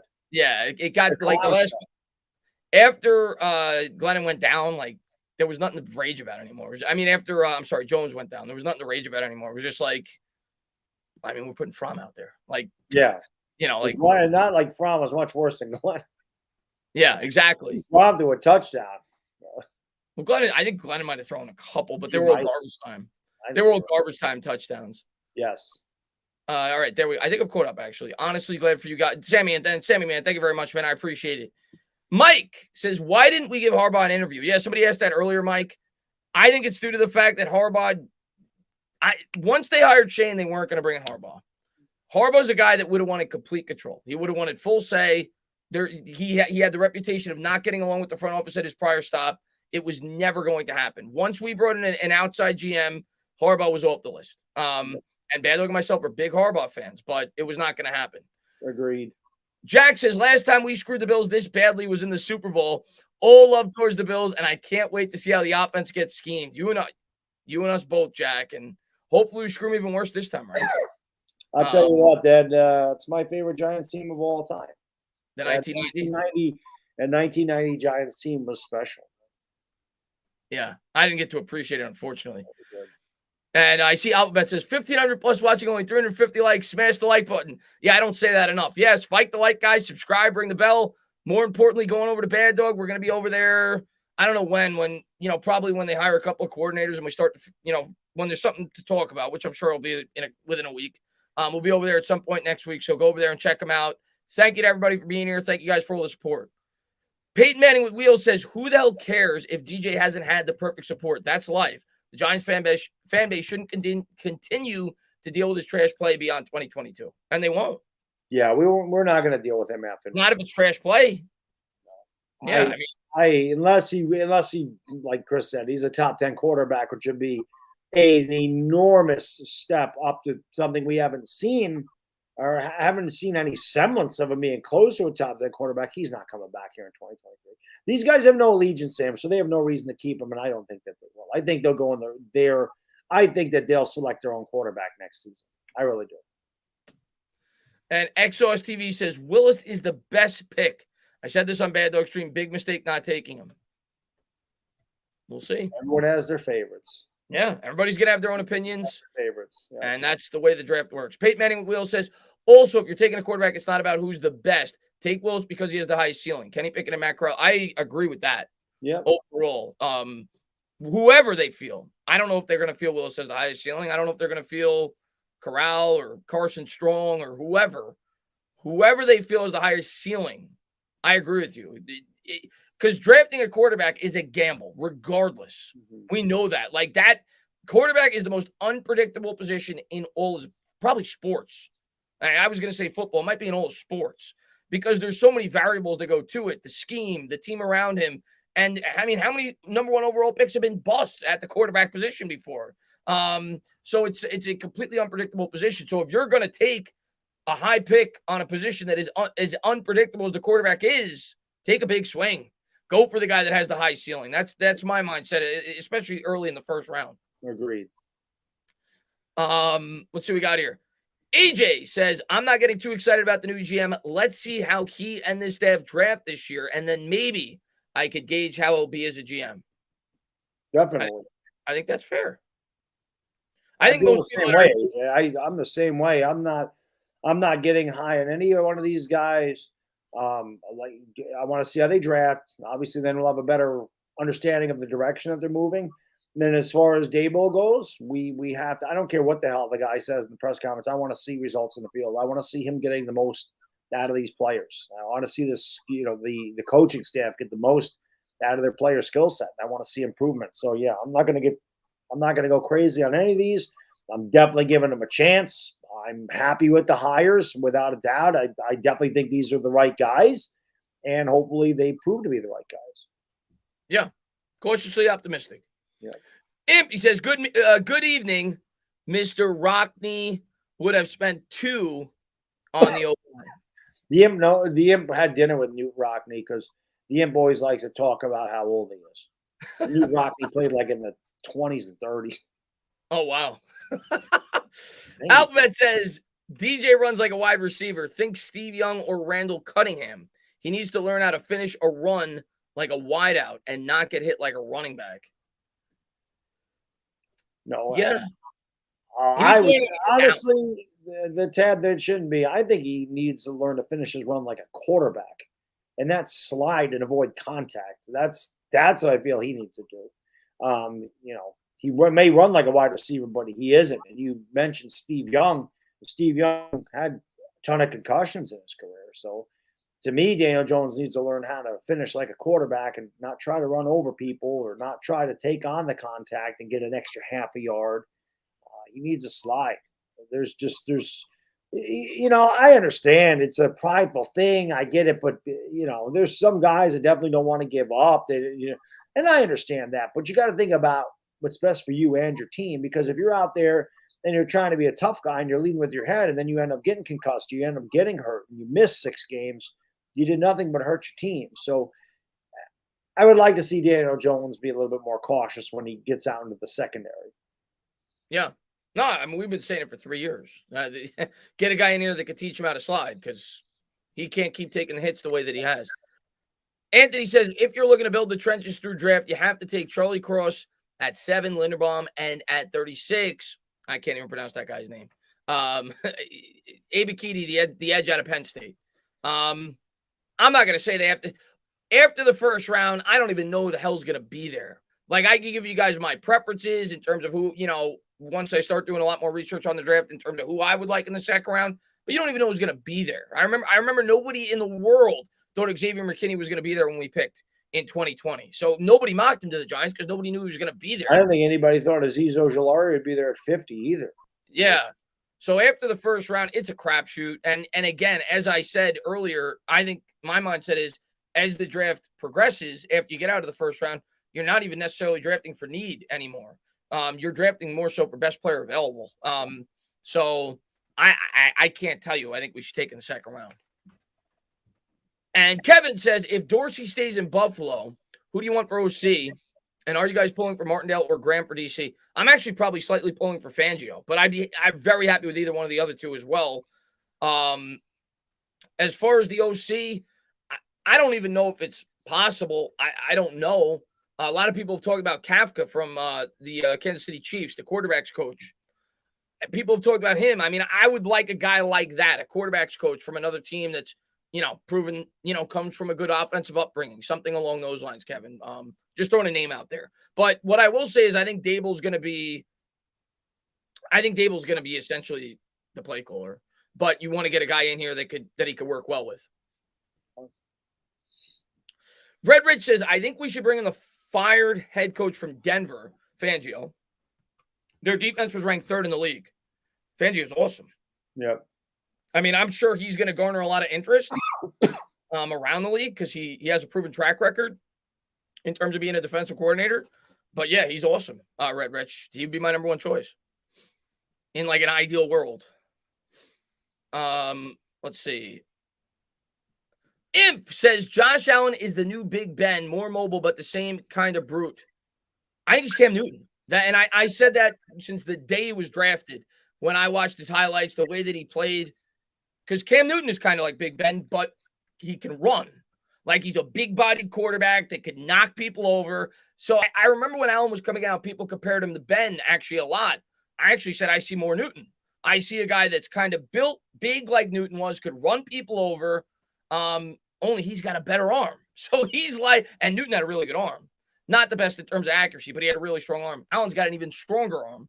Allen to me reminds me of like Newton, and like he's like if Cam Newton, and I'm not trying to set these expectations for him, but I think he's going to be that good if he can remain healthy. He's like if Brett Favre and Cam Newton had a baby. like his arm strength makes your eyes pop out of your head, and he runs people over like Cam Newton. He's a special talent. Yes, he is. But man, thank you very much, man. And Womp Tom says, record prediction pre-draft. Also, shout out No Love JP. Womp Tom, also shout out No Love JP. No Love JP. Thank you for tuning in. I think that's what you're asking me. As far as the record prediction pre-draft, I think record predictions are silly after the draft, if I'm being completely honest with you, because football is a complete crapshoot. A lot of how a record, what's dependent of a record is when you meet up with teams on your schedule, whether or not they're healthy, how your team's playing. There's a lot of momentum that goes into overall records, so on and so forth. I think they're silly. I think you're throwing darts on the board regardless of when you make them. But if you do it before the draft, why even making the prediction? We don't even know the team. I mean, there's going to be 9 players on this team after the draft. We're also going to lose probably 7, 8, 9, 10 players to free agency. We're going to bring in new free agents. We don't even know our offensive coordinator yet. We don't even know our defensive coordinator. Like, to me, the proper time if you're going to make record predictions, do it in like the preseason games. Yeah, do it in like August. Right.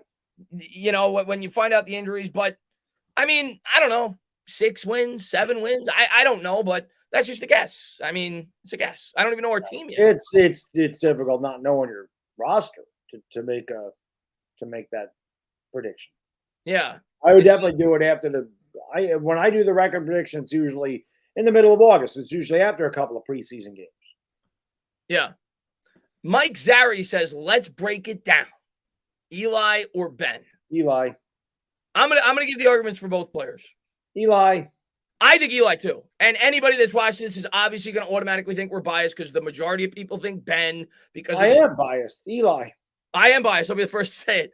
But I think there is a legitimate argument for Eli. And most people don't think that because they just look at stats and they look at the way that Ben played throughout his career and, down the stretch when he had a great overall team and he got Todd Haley in there and people forget that Ben was falling off. He was starting to fall off. Then they got Todd Haley in there. They got Antonio Brown. They got Le'Veon Bell. And all of a sudden, he started pumping out statistics. After 2012, after 2013, there wasn't much of an argument. I think most people thought Eli in that draft class was the best quarterback after he won a second Super Bowl. Then the Giants failed him. Ben Roethlisberger, his entire career, start to finish, had a top 5 offensive line and a top 5 defense. His entire career because of how well ran that organization was. Yeah. That organization's been well run forever. So my answer to you, they've had 3 head coaches since Chuck Noll? Since 1967, they've had 3 head coaches. So it is since Chuck Noll, then Bill Cowher, and now Mike Tomlin. There you go. But my answer to you is this, and I will go to the grave believing this. If Ben Roethlisberger is a New York Giant, we don't have 2 Super Bowls. I 100% believe that. I 100% believe that. The first Super Bowl that Ben won, they won in spite of Ben. He had one of the worst Super Bowls in NFL history. And the officials definitely helped them out. Yeah. So I'll say that. I don't think we have Antoine Randall is the guy that threw the touchdown pass. He did against the Seattle Seahawks. But Ben had a great team his entire career. And I'm not trying to knock Ben. Ben's a great quarterback, but Ben is a great Hall of Famer. There's no doubt about that. But most people would say Ben because they just look at the stats. They don't take the variables into account, and I understand it. Giants World says, should the Giants go for Mike Munchak, make him the highest paid O-line coach in the league? I think so. Everybody's been hyping him up. And listen, throw whatever money you can at whoever you identify to be the best offensive line coach because we need it. So, yeah. Yes, Giants World. If he's the best offensive line coach out there, give him whatever he wants. Yeah. We need it. We need a good coach in here. And we need a guy that's going to be here for more than one. A lot of good coaches. We need a lot of good coaches and a lot of good players. So, yes, get the best of the best. Yeah, exactly. Manifest says, Tana, have fun digging out tomorrow. Hashtag 420 crew.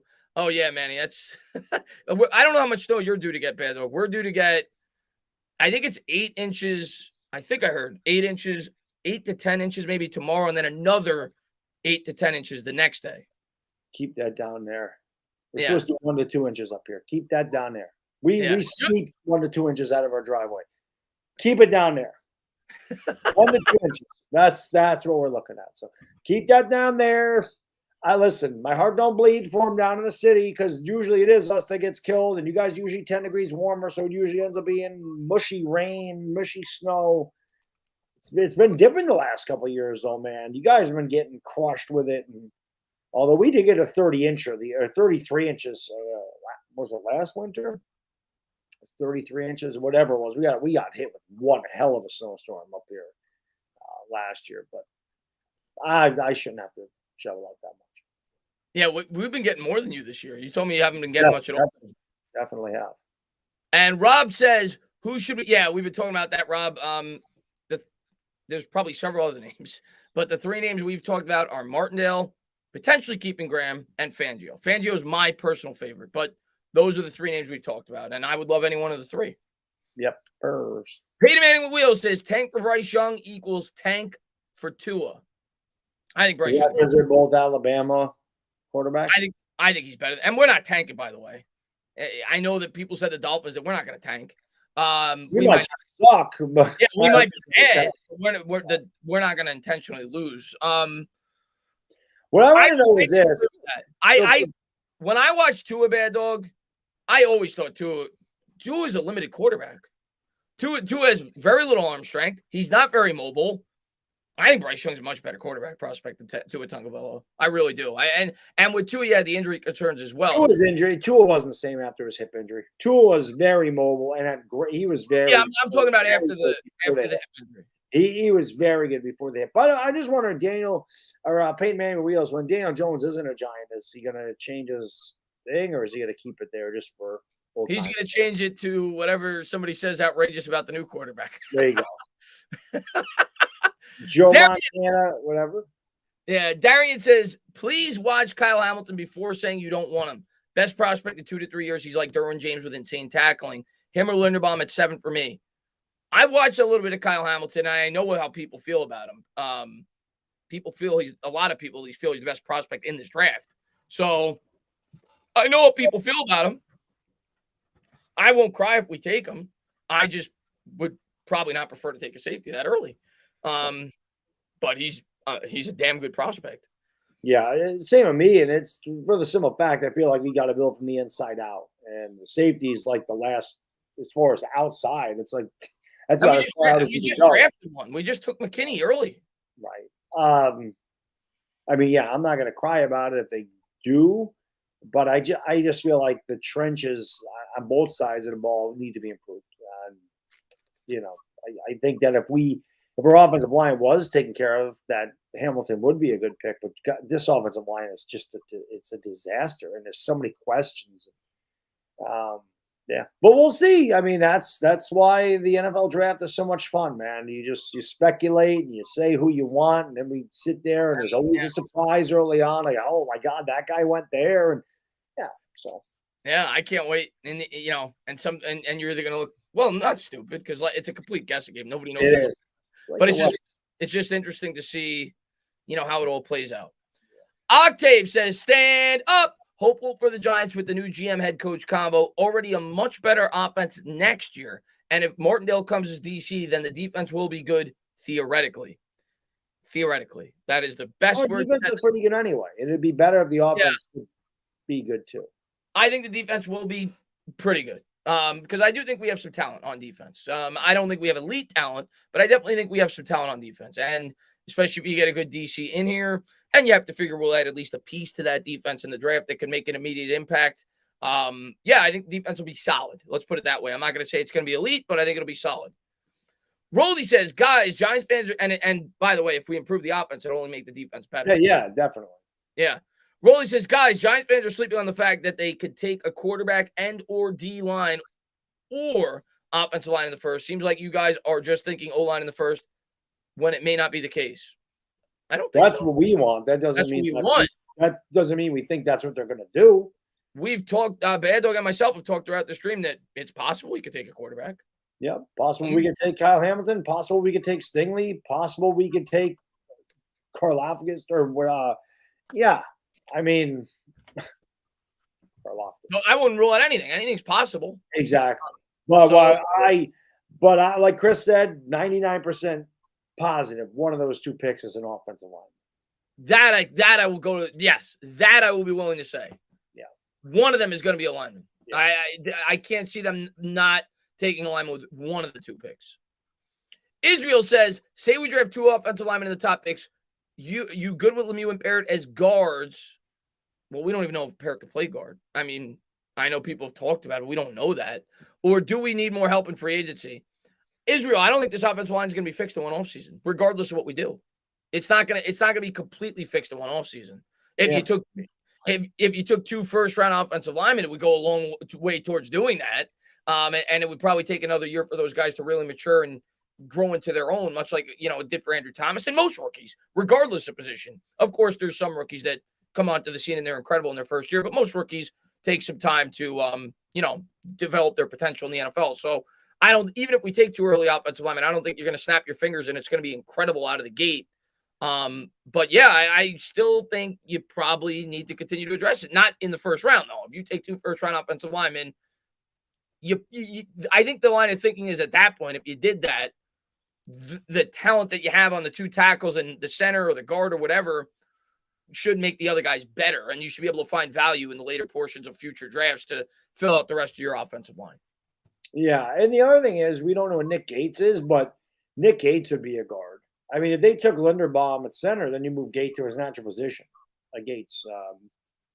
And I'd be fine with that. If he could play. Yeah. Roldy says, you guys seem to think Linderbaum, who I love, is going the top 10, and now you guys seem to think Malik Willis is going in the back end of the first round. Okay. Love you, Bad Dog, but okay. I never said I thought Linderbaum was going in the top 10. I said I want to take him in the top 10, but I never said that I thought he was going. That's what I want. I don't know where Linderbaum is going to go. I want him in the top 10, but that doesn't mean he's going in the top 10. Yeah, I think he could. I also think he definitely may not. I think he could go either way. It's completely. I want him. Yeah, at number 7. Room says better nickname for Daboll, Hitman or Kingpin. Ooh, better nickname, Rad Rob. Every time I see Room 237, that's all I think about. I think I'd go with Kingpin. Kingpin seems to be a little bit more stocky, at least from the Batman cartoon. So I think I'd go with Kingpin. Hitman's more of an Italian thing. Daboll.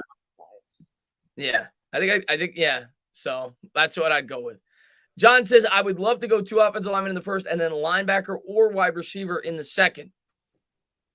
Listen, if they take two offensive linemen in the first round, you do whatever you want the rest of the draft. Of course, I want you to hit on the picks, but I'm not going to go into each pick being like, I'm going to be upset if they do this here. Yeah, like, pick whoever you want at that point. Just find the best players you possibly can. That's my mindset. If they do that, if they go that route, I'll breathe a sigh of relief. I'll be like, okay, we've addressed the line. Now let's go out and just get the best players we can throughout the rest of the year. Roldy says, Baddog is my dude, and I know you have a busy life with your family, work, and all, but have you watched any games Willis has played for you to think he's going to the back end of the first round? Because I could send you film. Just a game against Ole Miss. The reason I say that I think he's going to the back end of the first round is because people's whole thing about him was, oh, well, he plays for Liberty. Liberty has no talent. Well, I mean, he couldn't succeed with no talent around him. It's an FCS school. He obviously couldn't compete at Auburn, and he went to Liberty. And then I just don't feel like he'd be the guy early in the draft because all these teams are deficient in talent at the top end of the draft. And that's just where it goes. So I don't know how successful he would be.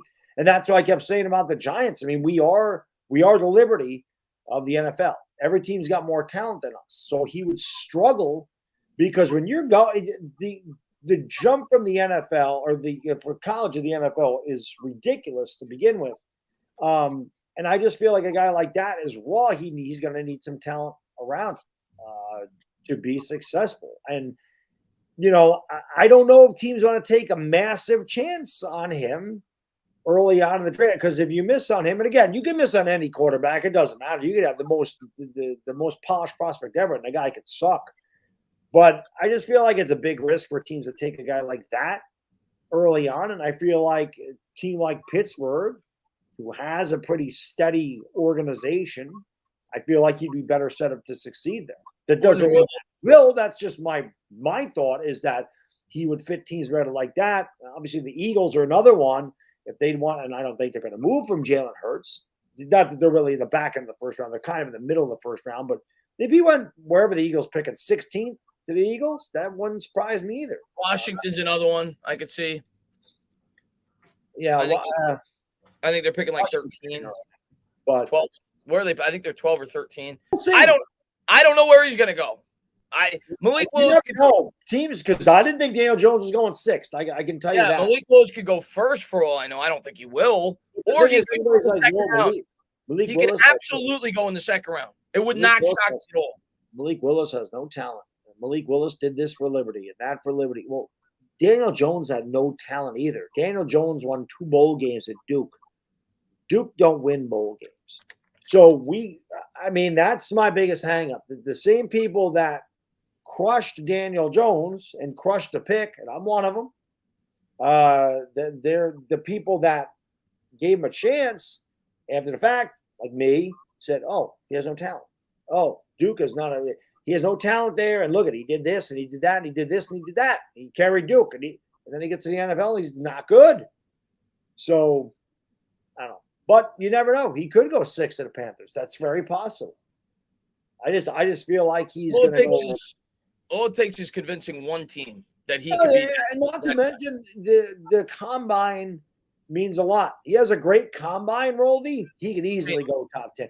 Easily. He has a bad combine. Maybe he does fall to the very back of the first round or into the early second round. I think teams put too much stock in the combine myself, but that's very possible. There are definitely guys whose stock draft rises huge because they have a good combine. So Malik Willis comes out and kills it, and he looks great, and he runs a 4.38 40 on the 40-yard dash, and the guy's throwing dimes. Very possible he goes top 10. Very possible. Quarterbacks are so unpredictable in terms of where they're going to go in the draft because every team has a different value, how they value quarterbacks based off the type of team they're trying to build. And the other thing, Roldy, is we don't – and again, I don't know these other team systems. I don't know the Carolina Panther system, but maybe Malik Willis doesn't fit what they want to do there. Exactly. So that's why it's so tough to know where a quarterback's going to go because it depends on what the team feels that they need and what direction they want to go, and does he fit our head coach? Does Malik Willis fit what Matt Rule wants to do there? So that's why it's tough. It's why the mock drafts. That's why the analysts, the professional analysts, they make 15 mock drafts, just like the weathermen have 15 different freaking things. Oh, well, New York City could get 2. I saw that. New York City could get 2 to 20 inches. I don't know what the hell that means. I guess they can't miss that one. Well, Jeremiah's got 19 mock drafts. Yeah, he's bound to get one right. Yeah. AJ Jones says, do you think it's possible that Patrick Graham was held back on being more aggressive on defense, being as though Judge had a conservative mentality overall? Yes, I think that's possible. You know what, AJ? It's a great point. Yeah, I think that is Yes, possible. I think overall he was extremely conservative, so you didn't see them blitz a lot. Great call. Great point. Yes, I think it's possible for sure. Headhead says, hey, boys, I'm drunk. Let's go Giants. I hope Daboll works. Well, Friday night's a good night to get drunk. And I appreciate you for being here, Het, man. Thank you so much for being here, and be safe. Imp, man, thank you very much, man, for the $2 donation. I appreciate it, buddy, man. And let me make sure we catch up here. Dante, what's up, man? From LA, longtime Giants fan. You have a dope channel. Worried about us, and thank you, Dante. Worried about us trying another first-time coach instead of an experienced coach. Hope this is the guy. Yeah, Dante, I mean, I completely understand that. I completely understand that because when something's not working, I think, and rightfully so, I think it's reasonable for the fans to have a mindset of, well, if this didn't work, let's try something different. Let's go a different avenue. It didn't work with Judge. He was inexperienced. Let's get an experienced guy. But I'm going to try to ease your tension just a little bit, Dante. Just a little bit, Dante. I'm going to give you a list, and let me pull up my Twitter real quick because I wrote the list today, and I want to make sure I don't get any of the names wrong. Well, let me just say this too, real quick, okay? Yeah, go ahead. Just because things don't work, these are different people. You know, Yeah. it's a different person. Just because they're the same, coach the same position or whatever. Just because they were offensive coordinators and they didn't work here, or special teams coordinators and they didn't work here, inexperienced head coaches, they might just not have been good head coaches. All right. I mean, that happens. But you could also date like 2 or 3 blondes in a row and none of them work. But are you going to go, well, I can't date a blonde ever again in my life because it didn't work? No, they're different people. So, I prefer. You got to keep swinging. But you know what I'm saying. You got to keep swinging for the fences. But this is the list, Baddog. I looked up all the retreads since 2018, head coaches. There was 5 that were hired between 2018 to 2021. Pat Shurmur, that didn't work. John Gruden, at best, had moderate success. He made the playoffs 1 time in 4 years, and he lost his job. Ron Rivera has not had a winning season since he's been with Washington now in 3 years. Yes, I know he made the playoffs, but they were 7-9. Mike McCarthy. Washington's terrible, though. No, I'm not even bashing Rivera, but it's not like he's done like an incredible job. What is he going to do? Who the hell are his quarterbacks? They've had trouble, yeah. They got a terrible roster. I like Rivera. Rivera was the guy I liked. He's overachieved, in my opinion. He's at least met expectations. I'll agree with that. Especially because he has no quarterback. Mike McCarthy. Mike McCarthy went 12-5 this year, but if you talk to any Cowboys fan, they think it's in spite of McCarthy, and they want him out of there as quickly as possible. Bruce Arians won a Super Bowl. Of course, Tom Brady assisted in that. Those were the 5 retreads. I would say moderate success. I wouldn't say like incredible success. This is a list of head coaches since 2017 that were hired by teams that had no experience. Sean McDermott. Pretty good, right, Baddog? Pretty good. Frank Reich. Pretty good. Sean McVay. Mike Vrabel. Matt LaFleur. Kyle Shanahan. What list do you like better? Yeah. I think the other list is much better. And I'm not saying, and both can work.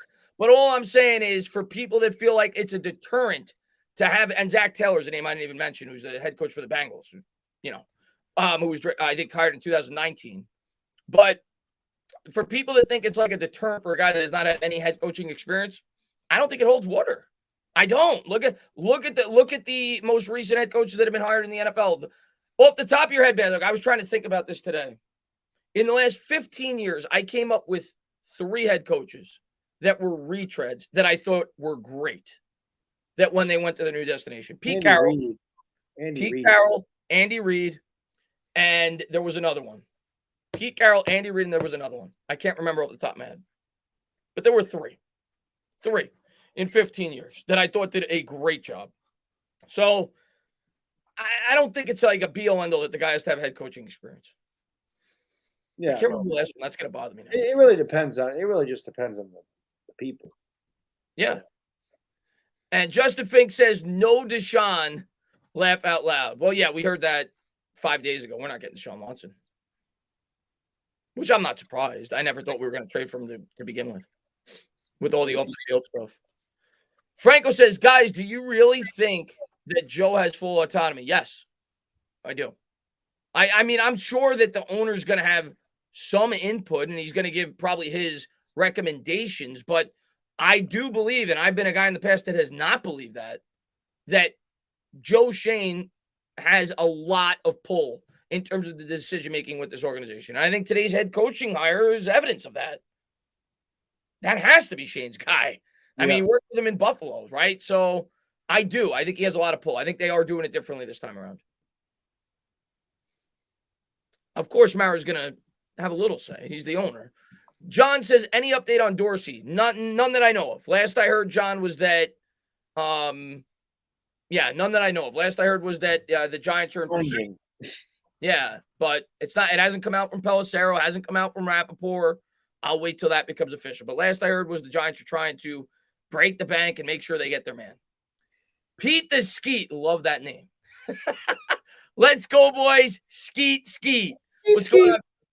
What's going on, Pete, man? Thanks for being here, buddy. And Jesse Green says, new regime needs to, what does that say? Needs to save Sage Field from the Black Cat curse. Oh, you're talking about change the turf? Is that what you mean? The Black Cat curse game against Dallas. Yeah, I know that. We had bad mojo before the Black Cat. Long before that. We had bad mojo after the boat trip. We had bad mojo even before that.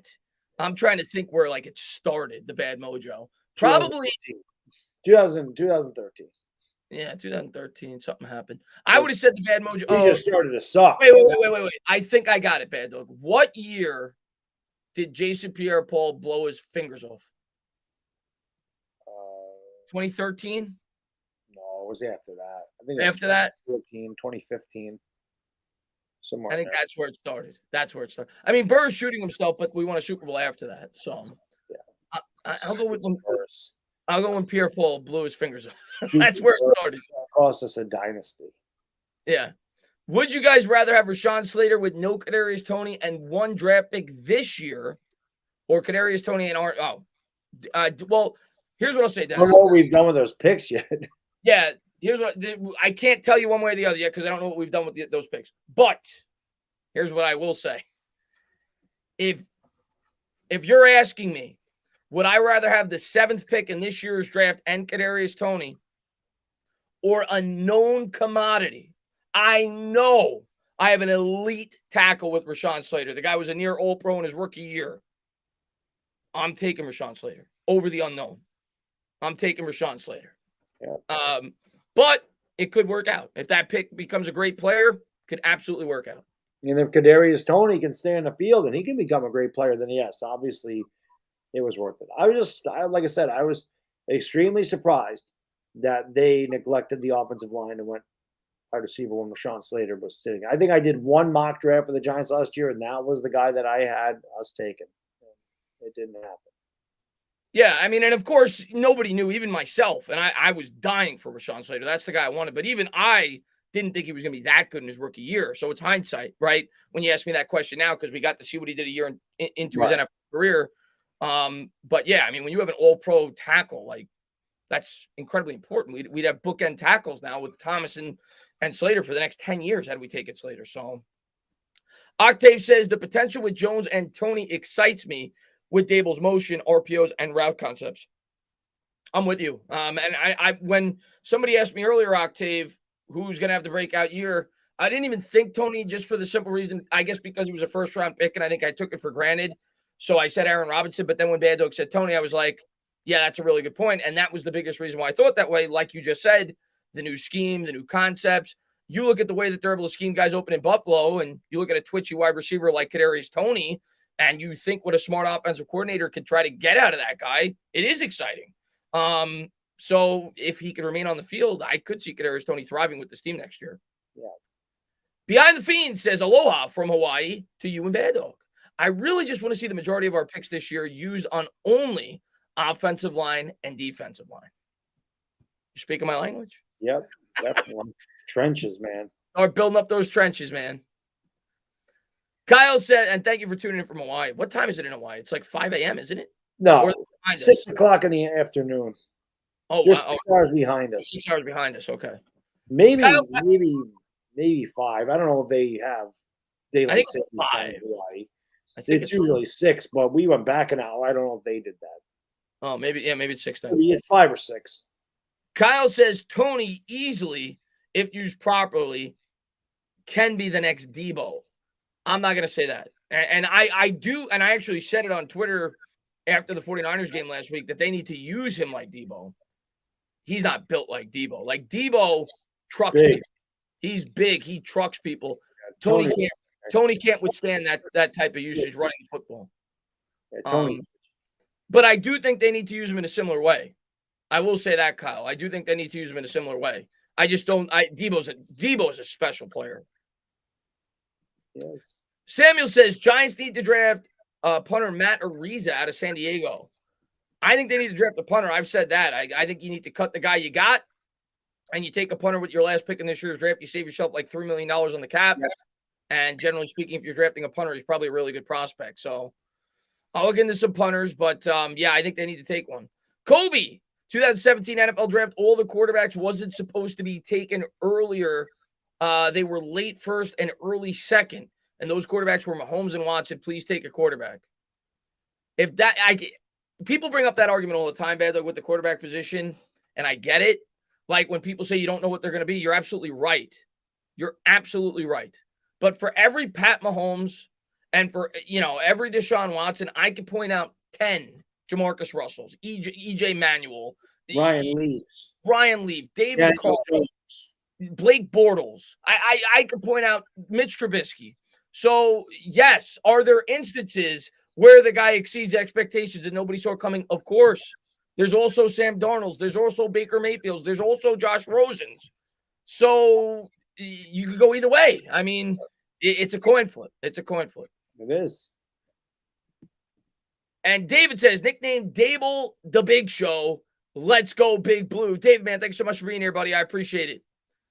Daboll, I like it. I like it. Blue Collar says, what'd you say? He is a big boy. He is.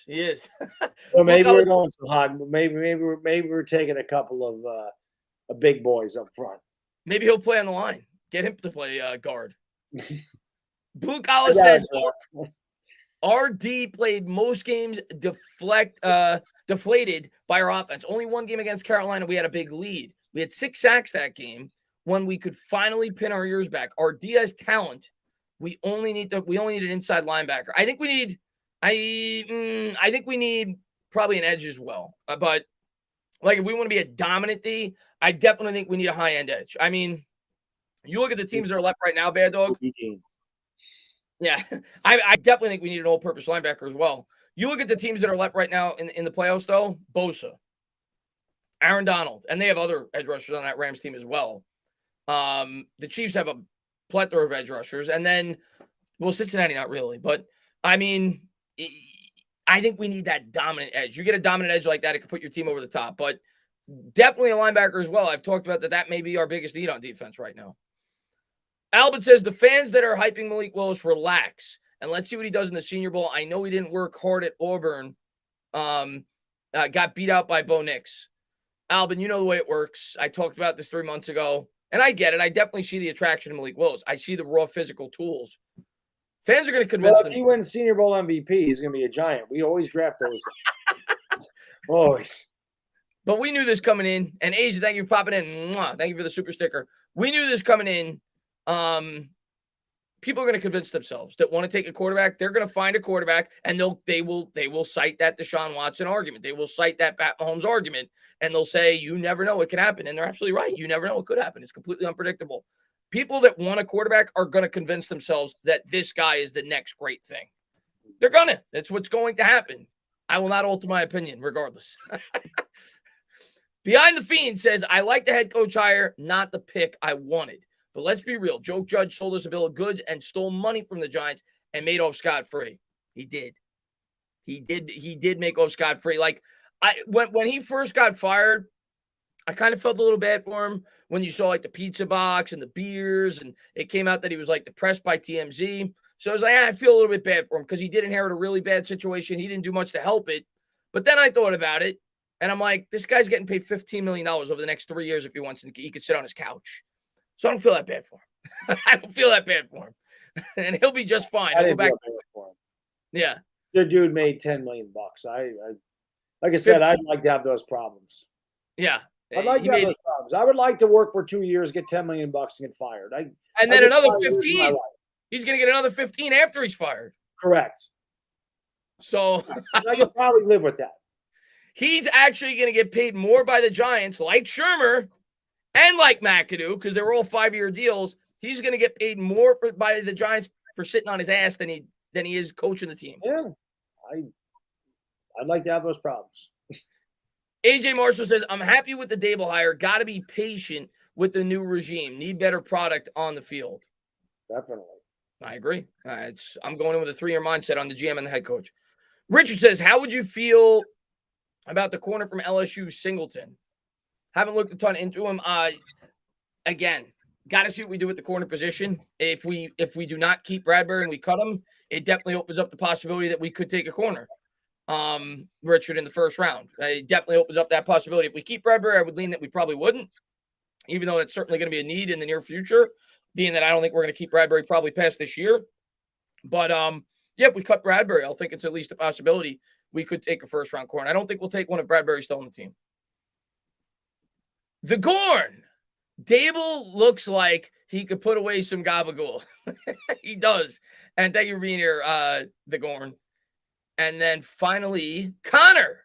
This is my dream picks are Kwanu at 5 and George Karlaftis at 7. You said you don't like Karlaftis, right, Baddog? No, I don't want that guy at 7. Yeah. A lot of people, he seems to be the type of prospect that a lot of people either really like or want nothing to do with. I don't want anything to do with him. Yeah, you're not a fan. We'll see how I feel about him. Right now, I'd probably lean that I wouldn't want him at 7. People say that he's a 4-3 defensive lineman, but we don't even know what defensive scheme we're running. So that, right now doesn't deter me from potentially drafting him. But we'll see. We'll see. Aquanu's definitely on my wish list. And T says, what will you remember most about Joe Judge and Dave Gettleman? I say it's Getty's 2018 pick and Joe Judge's Twin Sneaks game. The thing I'll remember most about Dave Gettleman, probably his silly press conferences and how he made me laugh with some of the ridiculous things that he would say during them.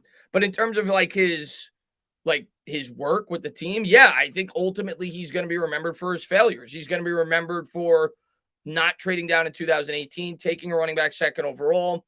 And if Daniel Jones doesn't work out, his legacy is complete trash.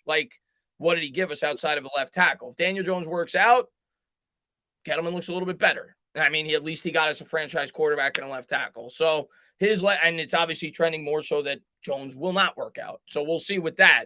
But I think in the end, he will. Yeah, the Saquon Barkley pick will be looked at as an absolute disgrace and a decision that set the franchise back. Yeah, it set the franchise back at least 2 or 3 years. For me, Gettleman, it's all the lying. So gonna fix the offensive line, didn't. We don't sign talent to trade it. Traded him. He lied all the time. There's no doubt about it. Joe Judge, there's a lot to remember about Joe Judge. The headsets, the quarterback sneak, the 11-minute rant.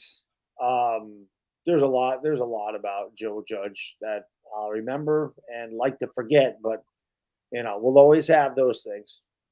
Oh, the inability to use the timeouts correctly, getting outscored 75-0 last 2 minutes and a half. He sucked. And the fact that he fooled the hell out of me. I'll always remember that. New customers can bet 31 odds on any team. I was trying to pull up a mock draft. Sorry, go ahead, Beto. I didn't mean to cut you off. Oh, he fooled me.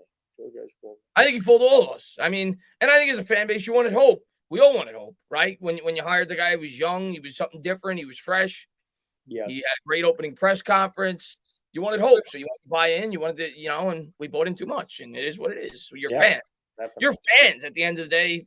That's all I ever claimed to be. That's what the definition of a fan is. What I am. You're a fanatic. So, it failed. It is what it is. You move on. Tyler says the corner from LSU is Sting. Oh, okay. He got the name wrong. Yeah, he's highly regarded. He's supposed to be going it depends. I've seen him going anywhere from The mocks are all over the place, but he's going high in the drafts. Yeah. Listen, if we need a corner, if we don't keep Bradbury, that's definitely a possibility. We're talking about Stingley going to the Jets. Yeah. We will definitely potentially take a corner if we do not keep Bradbury. Connor says, I would definitely be happy with Tyler Linderbaum. I think a lot of us would be. Panda would be jumping through a roof. Beyond the Fiend says, thing I'll remember about Judge is throwing a challenge flag on a scoring play in the first game and last game of victory formation on 3rd and 9. The one thing that I'll say about Joe Judge that I learned about him throughout his 2 years with the Giants came across a little bit hypocritical to me in terms of he's a guy that talks about how he wants everybody to cross their I's, dot their T's. He wants everybody to be super prepared. That was the MO that we got with him. That was the feeling we got as a fan base when he first took the job. And Joe Judge was the complete opposite of that.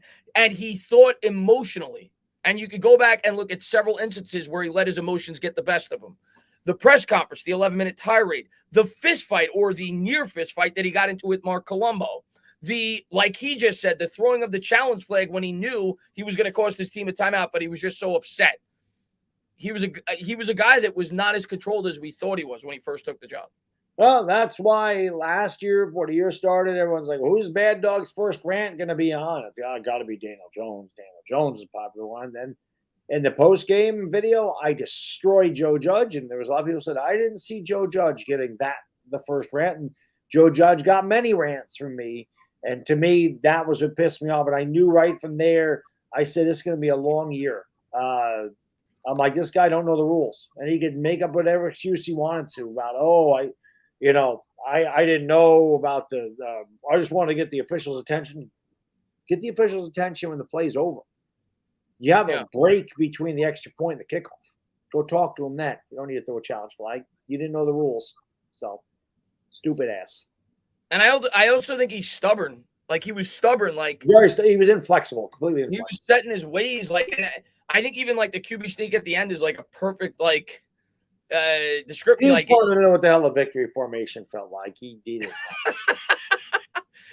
Ronnie says, are we happy? I really wanted Flores because he really got Miami to turn it around. I don't think our new head coach should be forced to keep DJ. Love you. Ronnie, thank you so much for being here. Appreciate it. I don't think he is, to be honest with you. I don't think he is being forced. And if they want to take a quarterback, we'll see. We'll see. I don't think he is. I don't think he's being forced either. I don't think they're forcing Daniel Jones. I do think Daniel Jones, like I said, I'm 70% sure, but it will not surprise me if they took their own quarterback. Yeah, I'm more than 70%, but I still wouldn't be surprised. I wouldn't be shocked. My jaw wouldn't drop. Because you have a GM and head coach. But I would understand it. Yeah. Zahabe says, what's going on, y'all? New York Giants have been a disaster. Credit to them for bucking the trend you see for losing teams. Let's go. Be safe, y'all. Thank you so much for being here, Zahabe, man. And yeah, big snowstorm coming. Martial Law says, we need the Giants to be more entertaining than a hemorrhoid. That's all I ask. Let's put up some points, please. I'll tell you what, they were as painful as a damn hemorrhoid this year. Yeah, right now. I'm gonna be the first to say it, Baddog. If we didn't stream the games, I would still watch them. But I would flip the channel at times. Oh yeah, I would have. Bad of a product. Quarterback sneaks, that would have been the end of it. Yeah, without bad. It was almost like it was so bad that you couldn't look away from it at that point. Yeah. I would definitely be flipping the red zone at times with how bad that team was at the end of the season. BCS says the lesson of Joe Judge is that being a head coach and making in-game decisions or even a coordinator takes experience. I mean, I guess.